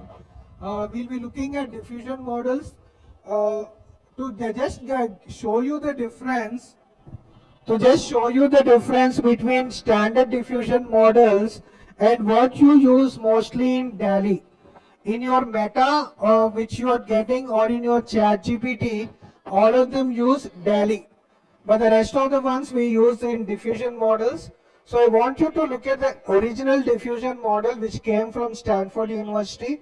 The original diffusion model is at stablediffusionweb.com. I want you to create an image there, and I also want you to create an image on DaVinci. So I want you to tell me the difference between these two both. Then I'll tell you why there is a difference in these both. Let me give you the links.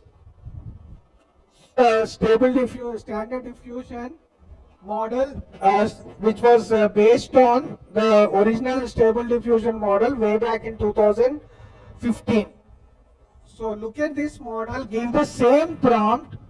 Please give the same prompt in either Midjourney or in DaVinci.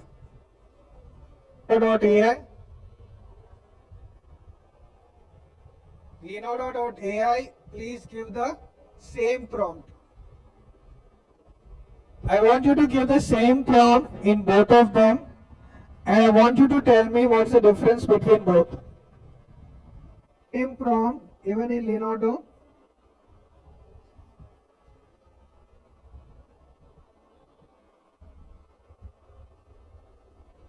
Sign up with Google.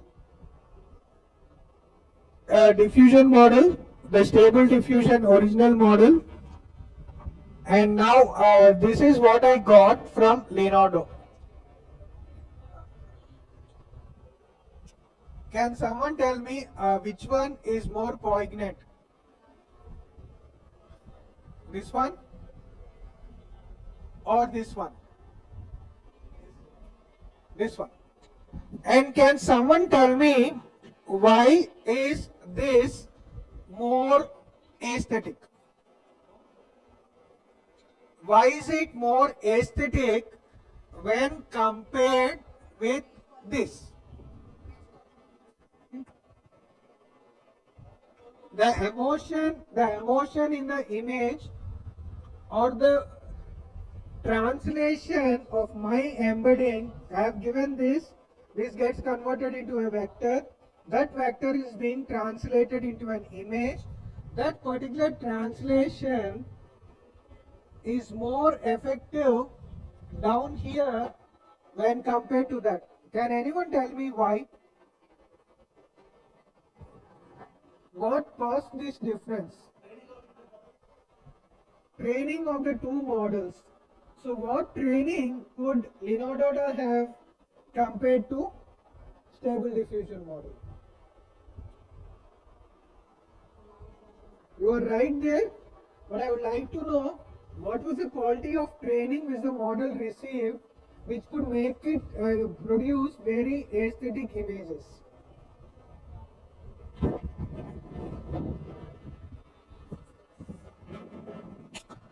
So let me tell you, Leonardo.ai is the only model in the whole world which has been trained on every painting from the 14th century onwards.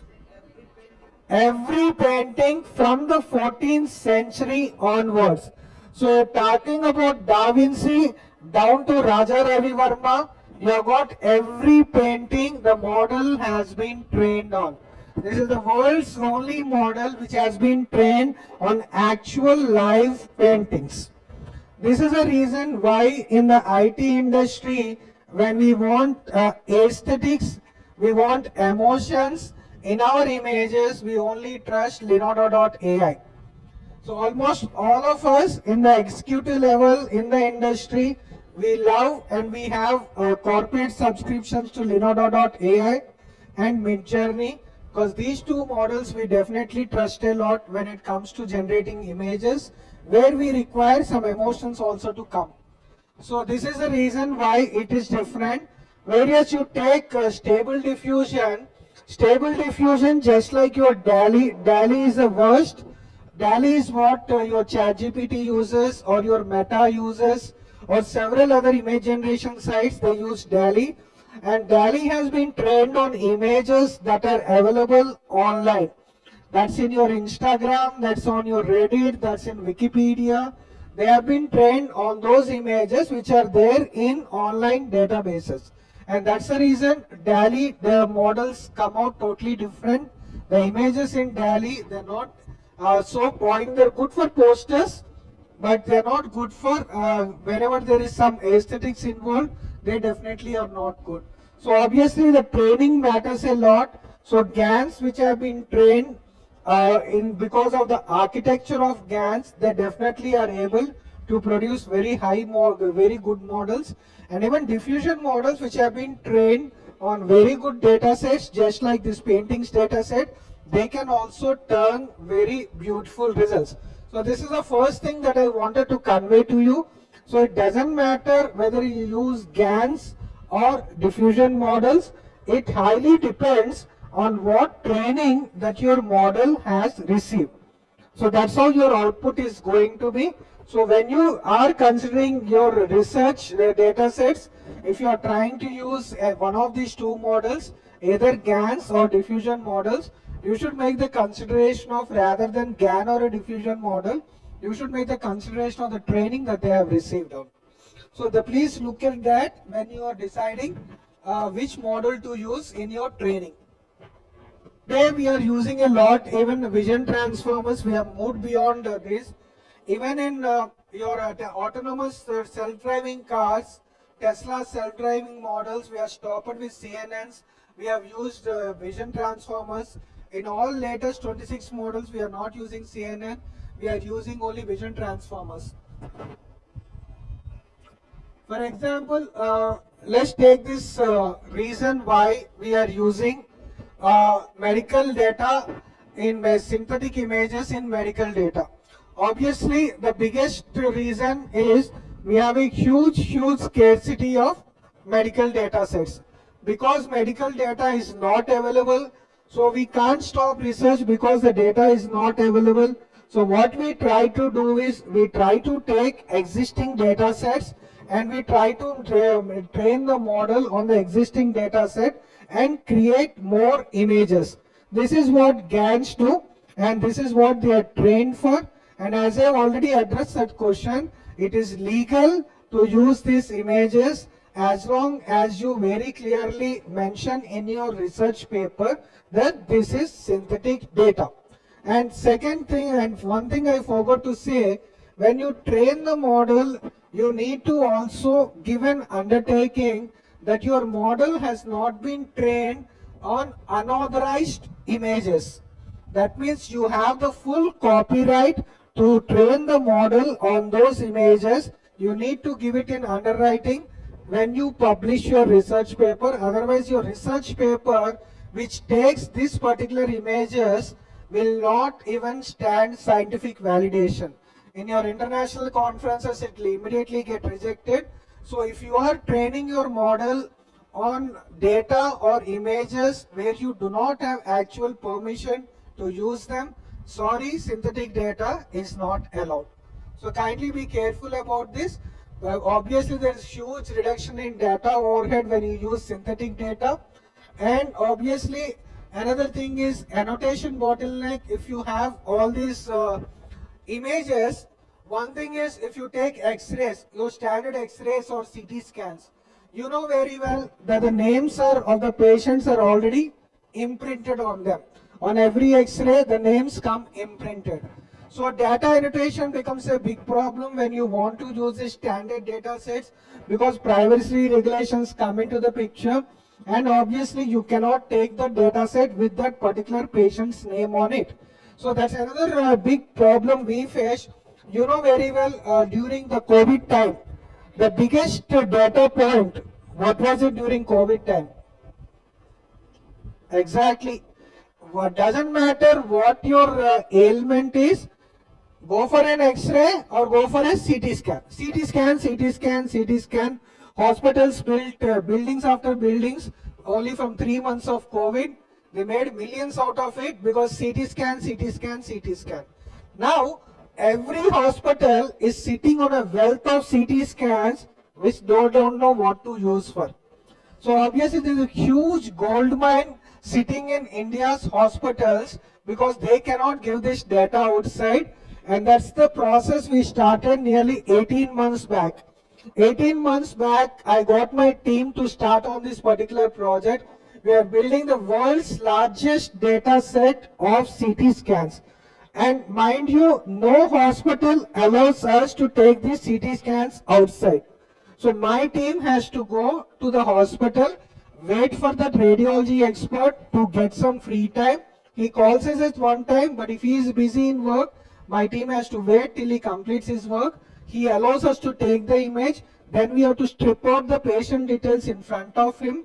Then only we can take the cut images from their servers to our server. We need to bring the data out in a pen drive. So maximum we can get, because the radiologist will not give us more than 1 hour of his time. So maximum we can get only 10 to 15 images per day.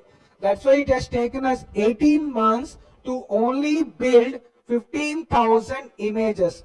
And mind you, this is the world's largest data set of CT images so far. World's largest data set, but I am not stopping. I want this data set to cross 1 lakh rupees before announcing it to the world. This will be the world's largest data set of CT scans.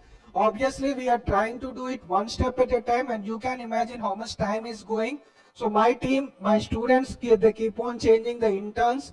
They are going and collecting this data from hospitals. From one hospital to another hospital, they have been moving in a day. They maximum collect only from 50 images. So 3 to 4 hospitals, they keep moving. Maximum 50 images they can gather. And that's the reason it has taken us 18 months only to collect 15,000 images.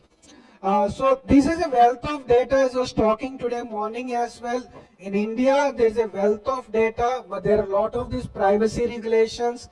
Data annotation is a big problem because every MRI, every X-ray, every CT scan has the patient's details imprinted on it. So if you want to get that out, you need to totally obfuscate it, and that too in the presence of the hospital. See, tomorrow you use this data set with the patient's data, and if it actually leaks, the hospital will be the first to bear the liability. So no hospital in this country will take that particular step to give the patient's confidential data. It's the patient's right to confidentiality, and obviously that's the reason why in India we have not been able to build these data sets. But as I shared with you today morning, we are building it down in several colleges. Several hospitals have combined with us in sharing this data, and that's how we are moving forward. So as part of this, generative models obviously don't have this issue. In generative models, you can definitely bypass every single concern. Now let me tell you what we are also doing simultaneously. Today I've got 15,000 images. If I train my model on those 15,000 images, I can happily cross 1 lakh. I don't need to wait till I get actual 1 lakh images. I can take this 15,000 images data set, I can create easily 7 times that point and I'll automatically reach my 1 lakh. But I am not waiting to do that, I am waiting for that 1 lakh actual images to go, because nowhere in the world we have got so much. If you take the Wisconsin breast cancer data, how much is it? 561 samples. BRAC's database, 3,000 samples. This is what the whole medical industry is surviving on. Very less number of samples. But of course, the Wisconsin data set is better because they are looking at the lumps images. They are not mammogram, they are actual mammograms, but lumps actual images also measuring the sizes. So that's at least better, but it's only 561 samples, and we call it the greatest data set in breast cancer. And this is a problem we are facing in medical imaging. Why can't we use the trained Wisconsin data set and create synthetic data? On synthetic data, we can use cycle GANs to create those same images and obviously increase our model's accuracy. So that is one thing which we definitely need to look at. So we in this matter have been progressing a lot, but personally my particular CT data set, I have not created synthetic data. I am keeping on building my original data sets. See, it's just like investing in real estate. And I am investing in medical real estate at this moment. Because these data sets will be definitely be very valuable. After some time, I am investing in it right now. So notable examples, for example, Midjourney is real good. As I said earlier, DALL-E, obviously I don't prefer DALL-E. It's one of the worst. And it obviously comes from OpenAI. Google is good. Google uses Imagine, so it's high fidelity, so it's little bit better. So primary strengths, obviously they're all guided by your embeddings, whatever you provide in your vector databases. They're excellent in placing those specific objects in precise locations. So obviously realism and details, they are very good in doing it. So definitely they can be used in synthetic data generation and in medical imaging. GANs and diffusion models definitely can be used. So how LLMs are powering this image generation? Obviously it's not the LLM which is actually generating the images. The pixels actually are not coming directly from the images. It's the embeddings which are guiding the pixel direction. Every single feature is coming from the embeddings which have been stored in the trained models. I have a very simple question to ask. How does your LLM actually produce images? ChatGPT has been trained on 1 trillion data parameters. So does it mean it has been trained on lakhs and lakhs of images? Has it stored all those images? Huh?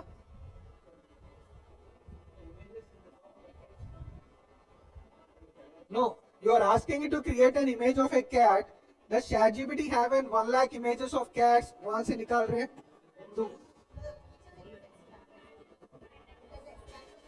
So ChatGPT doesn't store any textbook. ChatGPT doesn't store any image. It only captures the features in the image, and it captures the most important information in a text through the self-attention model. And these are the ones which are stored. So out of 1 trillion parameters, we have only 64 million vectors. And these 64 million vectors are what ChatGPT regularly uses whenever you give a prompt. Whenever you raise a prompt, it converts into a query vector, and this query vector is going and quizzing the 64 million vectors and trying to get the information. So in the context of image generation, the LLM is looking at directly not generating the pixel, but it's only acting as a text encoder. And the brain that actually generates is obviously a diffusion model which is looking at it. The diffusion model is actually, while LLMs are understanding the concept in the means in the case embeddings, the diffusion models go and fill in the pixels and they handle all the pixels. So when you see these highly realistic images generated from a prompt, It's obviously a diffusion model. And as I said, a diffusion model starts with a noisy image, then we keep on denoising, and this denoising input is obviously coming from the embeddings which you are providing through your query vector. And this is how diffusion models are using LLMs. So in medical imaging, obviously, we have moved very high in GANs in medical imaging. We are using them very extensively. So we use cycle GANs specifically in medical imaging. So what we are going to do right now, before I explain this, I want you to generate images both in GANs and in diffusion models. Then we look at the difference, then we'll again come back. So let us do a small exercise. I've given you a link. Can you open it and generate a GAN image and a diffusion model image? Try creating an image in using GAN and in using diffusion models. Well, you can first select whether you want to use GAN or you want to use diffusion model. Once you select, you can check which one you want, whether you want a brain MRI or a chest X-ray or a knee MRI or a retinal fungus. Please select which one you want and generate.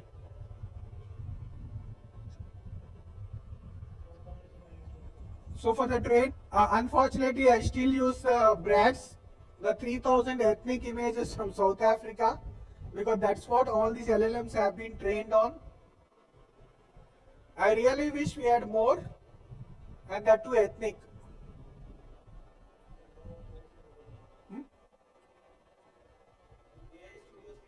Okay, AI Studio you can't access, but Lovable you can definitely access. Some of you are not able to access AI Studio, which is fine. You can access Lovable. Hitting GAN, and if I am selecting, say, brain X-ray, brain MRI, and I am using generate via GAN.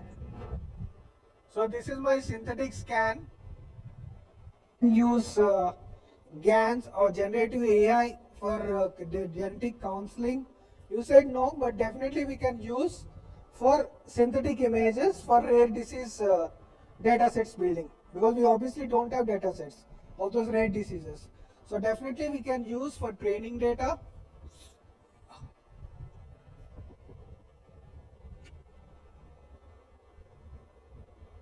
So you can keep on changing it.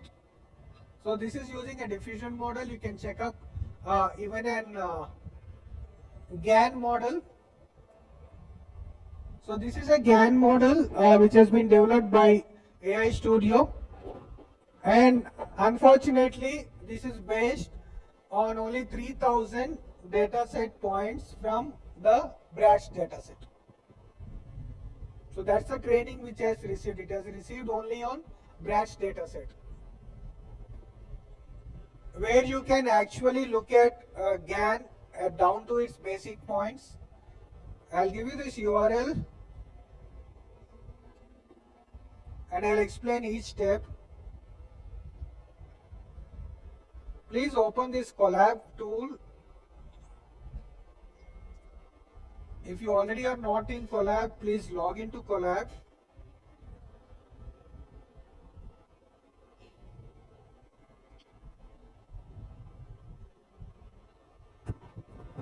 So the MNIST data set, we are doing it, we are generating images by training a model.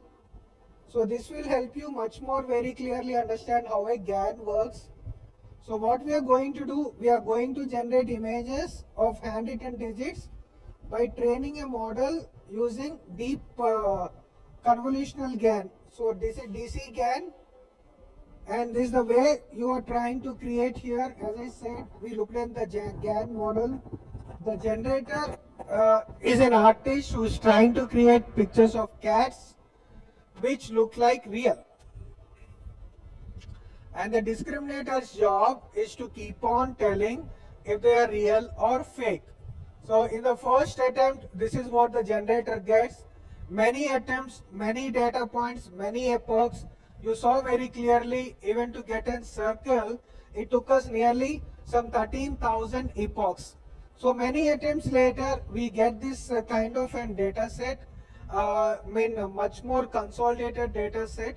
So the epochs are already running it, the discriminator fake models are decreasing. So at the point of time, you get everything which is matching the embeddings in your query vector. So once we have done that, in the first few cases, the discriminator is able to discriminate between real and fake. But in the last case, the discriminator is not able to distinguish whether it's real or fake, and that's the point where our training stops. And the images are what we are finally generating, and this is the reason why it's so hard to distinguish a deep fake photo from a real photo. It looks like so natural that you get mistaken, especially celebrity deepfakes which keep coming in the newspapers or in internet.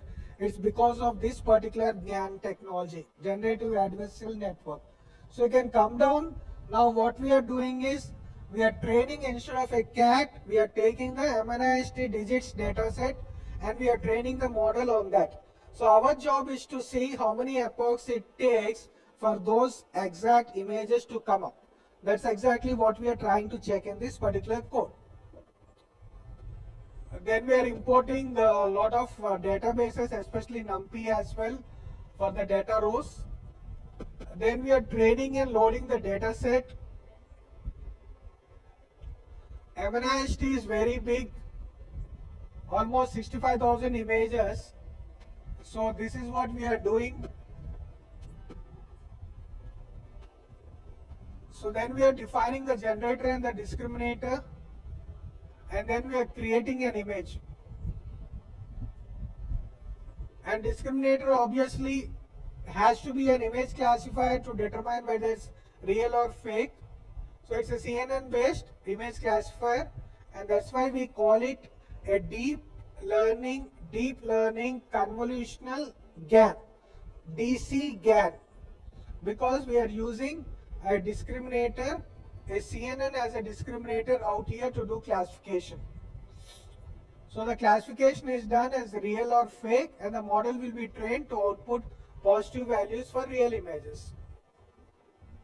So if you look at this entire, if you keep running all the cells, please run the cells. The images are being generated. Then we start training the model. After about 15 epochs, they start resembling the MNIST digits. So you can run all just to check it out.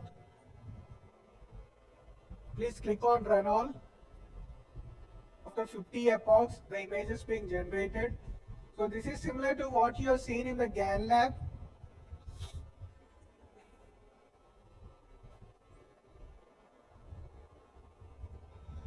Now you can see, use this same code with a different data set.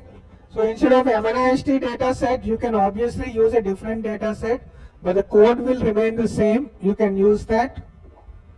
So one suggestion has already been given there. They have given a suggestion of using large-scale celebrity faces dataset available on Kaggle. Epoch 2, there are still very rough images. At Epoch 3, the image is starting to form. And we said at around 50 epochs. Huh? I have given you the link, ma'am. You can see some shape coming. And the biggest reason why we use MNIST digits, because MNIST are all handwritten digits. So that's the beauty part. If we have to replicate handwritten digits, obviously we need a lot of feature capturing, both in the embeddings and obviously in the training we need that feature capturing. And our ability to recreate that training is real hard. But that's what GANs do. They replicate that training very clearly. So this is at Epoch 8. Stop. अभी मैंने 50 दिया है. You can ऊपर code में आप stop करिए. medical image is also the same, no? Lot of time on that GAN lab. वहाँ आपको very clearly दिखाई देता है 3 more files which you can run in your collab. They are also based on them GANs. Links which I gave both Lovable and AI Studio. In that, instead of diffusion models, we have used DDPMs, that's diffusion models specifically, which are latent diffusion models, because they are replacing whenever you need more precision in anatomy. We obviously are using latent diffusion models. So we have used that in the 2 cases which I have done. We have not used standard diffusion model, which came to us in 2015. We have used an adaptive diffusion models, which are DDPMs and latent diffusion models. See, many of these models, especially for medical imaging, are already available even on Hugging Face. So Hugging Face also, you got a lot of medical imaging models. You can even use them. They also have been trained on 40 to 50 million data sets. So they are also good, and some of them you can download onto your desktop as well. So you can also be assured of data privacy. Please download them onto your data set desktop and use them locally. So then you need not be worried that your patient's data is going somewhere. Latent diffusion models. This is what we are using for those rare diseases. So rare diseases, this is what we are using. See, another thing where we use very heavily these kind of models. For example, I have an MRI scan. I don't have a CT scan. So the conversion from MRI to CT scan, that's also where we are heavily using these models.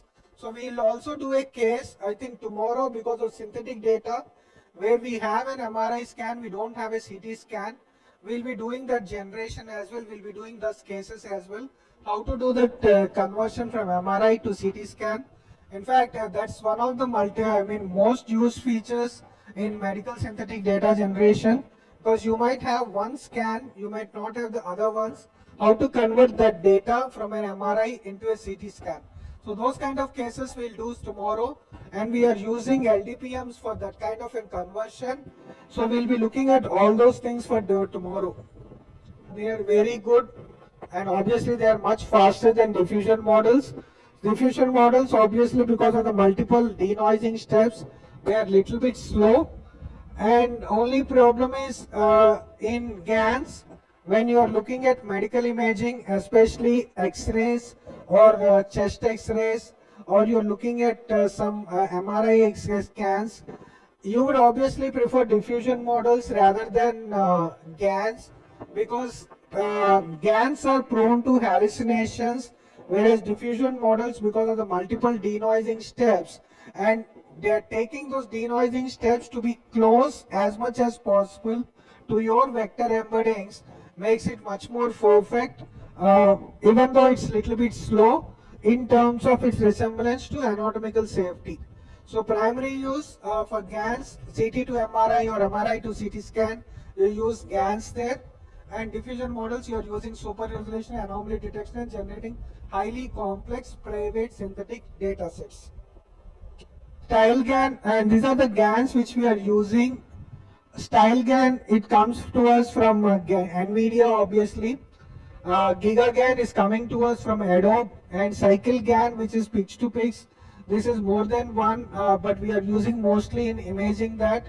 We are not using that one in medical imaging. Giga and StyleGAN, Style and CycleGAN actually. We use very heavily StyleGAN and CycleGAN, mostly in medical imaging. If you are interested in medical imaging GAN projects, I can give you a link where there are hundreds and hundreds of these projects. You can take a look. I think I'll share that link with you. There are nearly some 75 to 150 projects out there, totally on medical imaging in GANs. You can look at those research papers as well. You have the more than 200 research papers there, so you can look at them, especially only on this topic. We have done a lot of cases on those research papers, so you might also want to look at that. I'll pass that URL to you.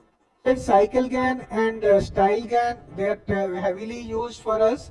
And CycleGAN mostly for medical scans, and StyleGAN mostly for ultra-realistic histopathology data sets. Uh, diffusion models architecture actually I've covered with you already, so I don't need to do this. Synthetic CT scans directly from MRI scans. Using cycle GAN, we'll be doing this project as well. You will be doing a complete project on this. How do you get the medical community to accept this? That's obviously the biggest challenge for researchers. Now, if you are using all these medical data sets, happened just last month.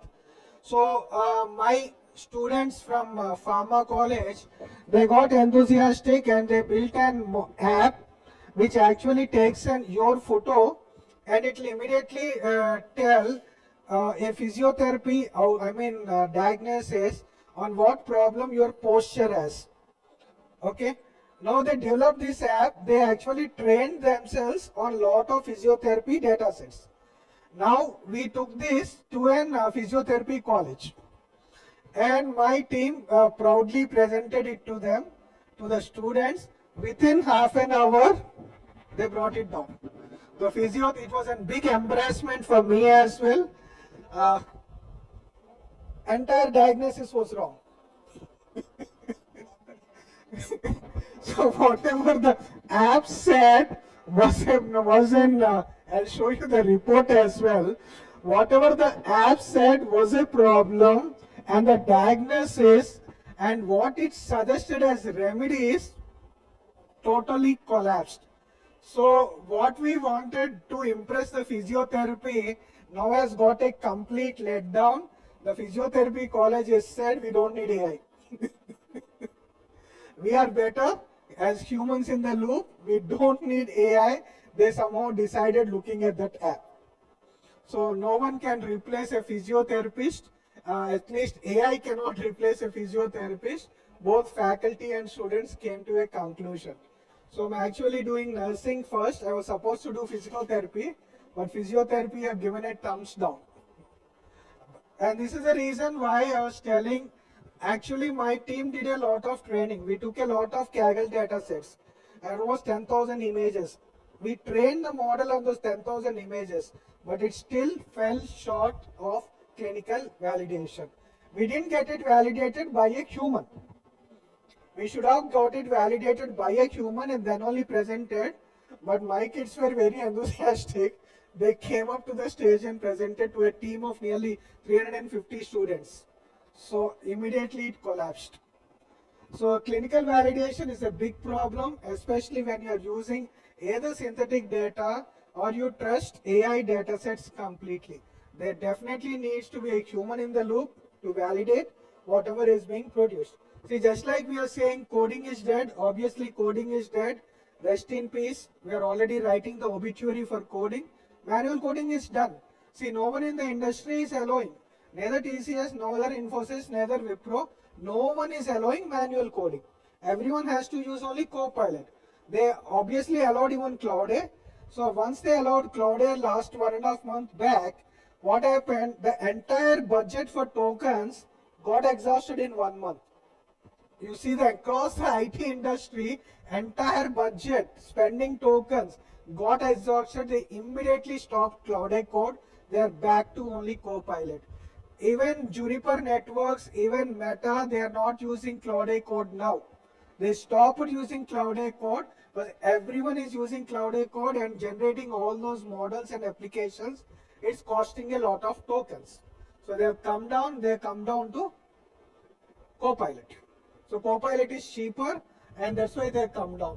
So the reason why I was just telling this is, obviously, as coding is dead, still machines are doing the coding.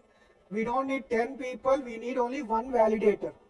Even in this case, even when you are using this medical imaging, please get it validated by an actual medical expert before you take it to some international conference or research paper. Denoising that I have done already here in the URL which I have given. So if you want a similar URL of your own, I'll give you the prompt so you can put it under your name. Let me give you the prompt. You can create your own app. Students, please use this prompt. So it makes sense for you to very easily explain to your students as well.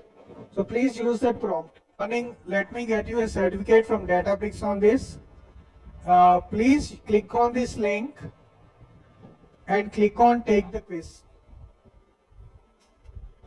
Let us get you a certificate from Databricks. Please click on take the quiz. Don't click anything, please come down and only click take the quiz. Only click on take the quiz.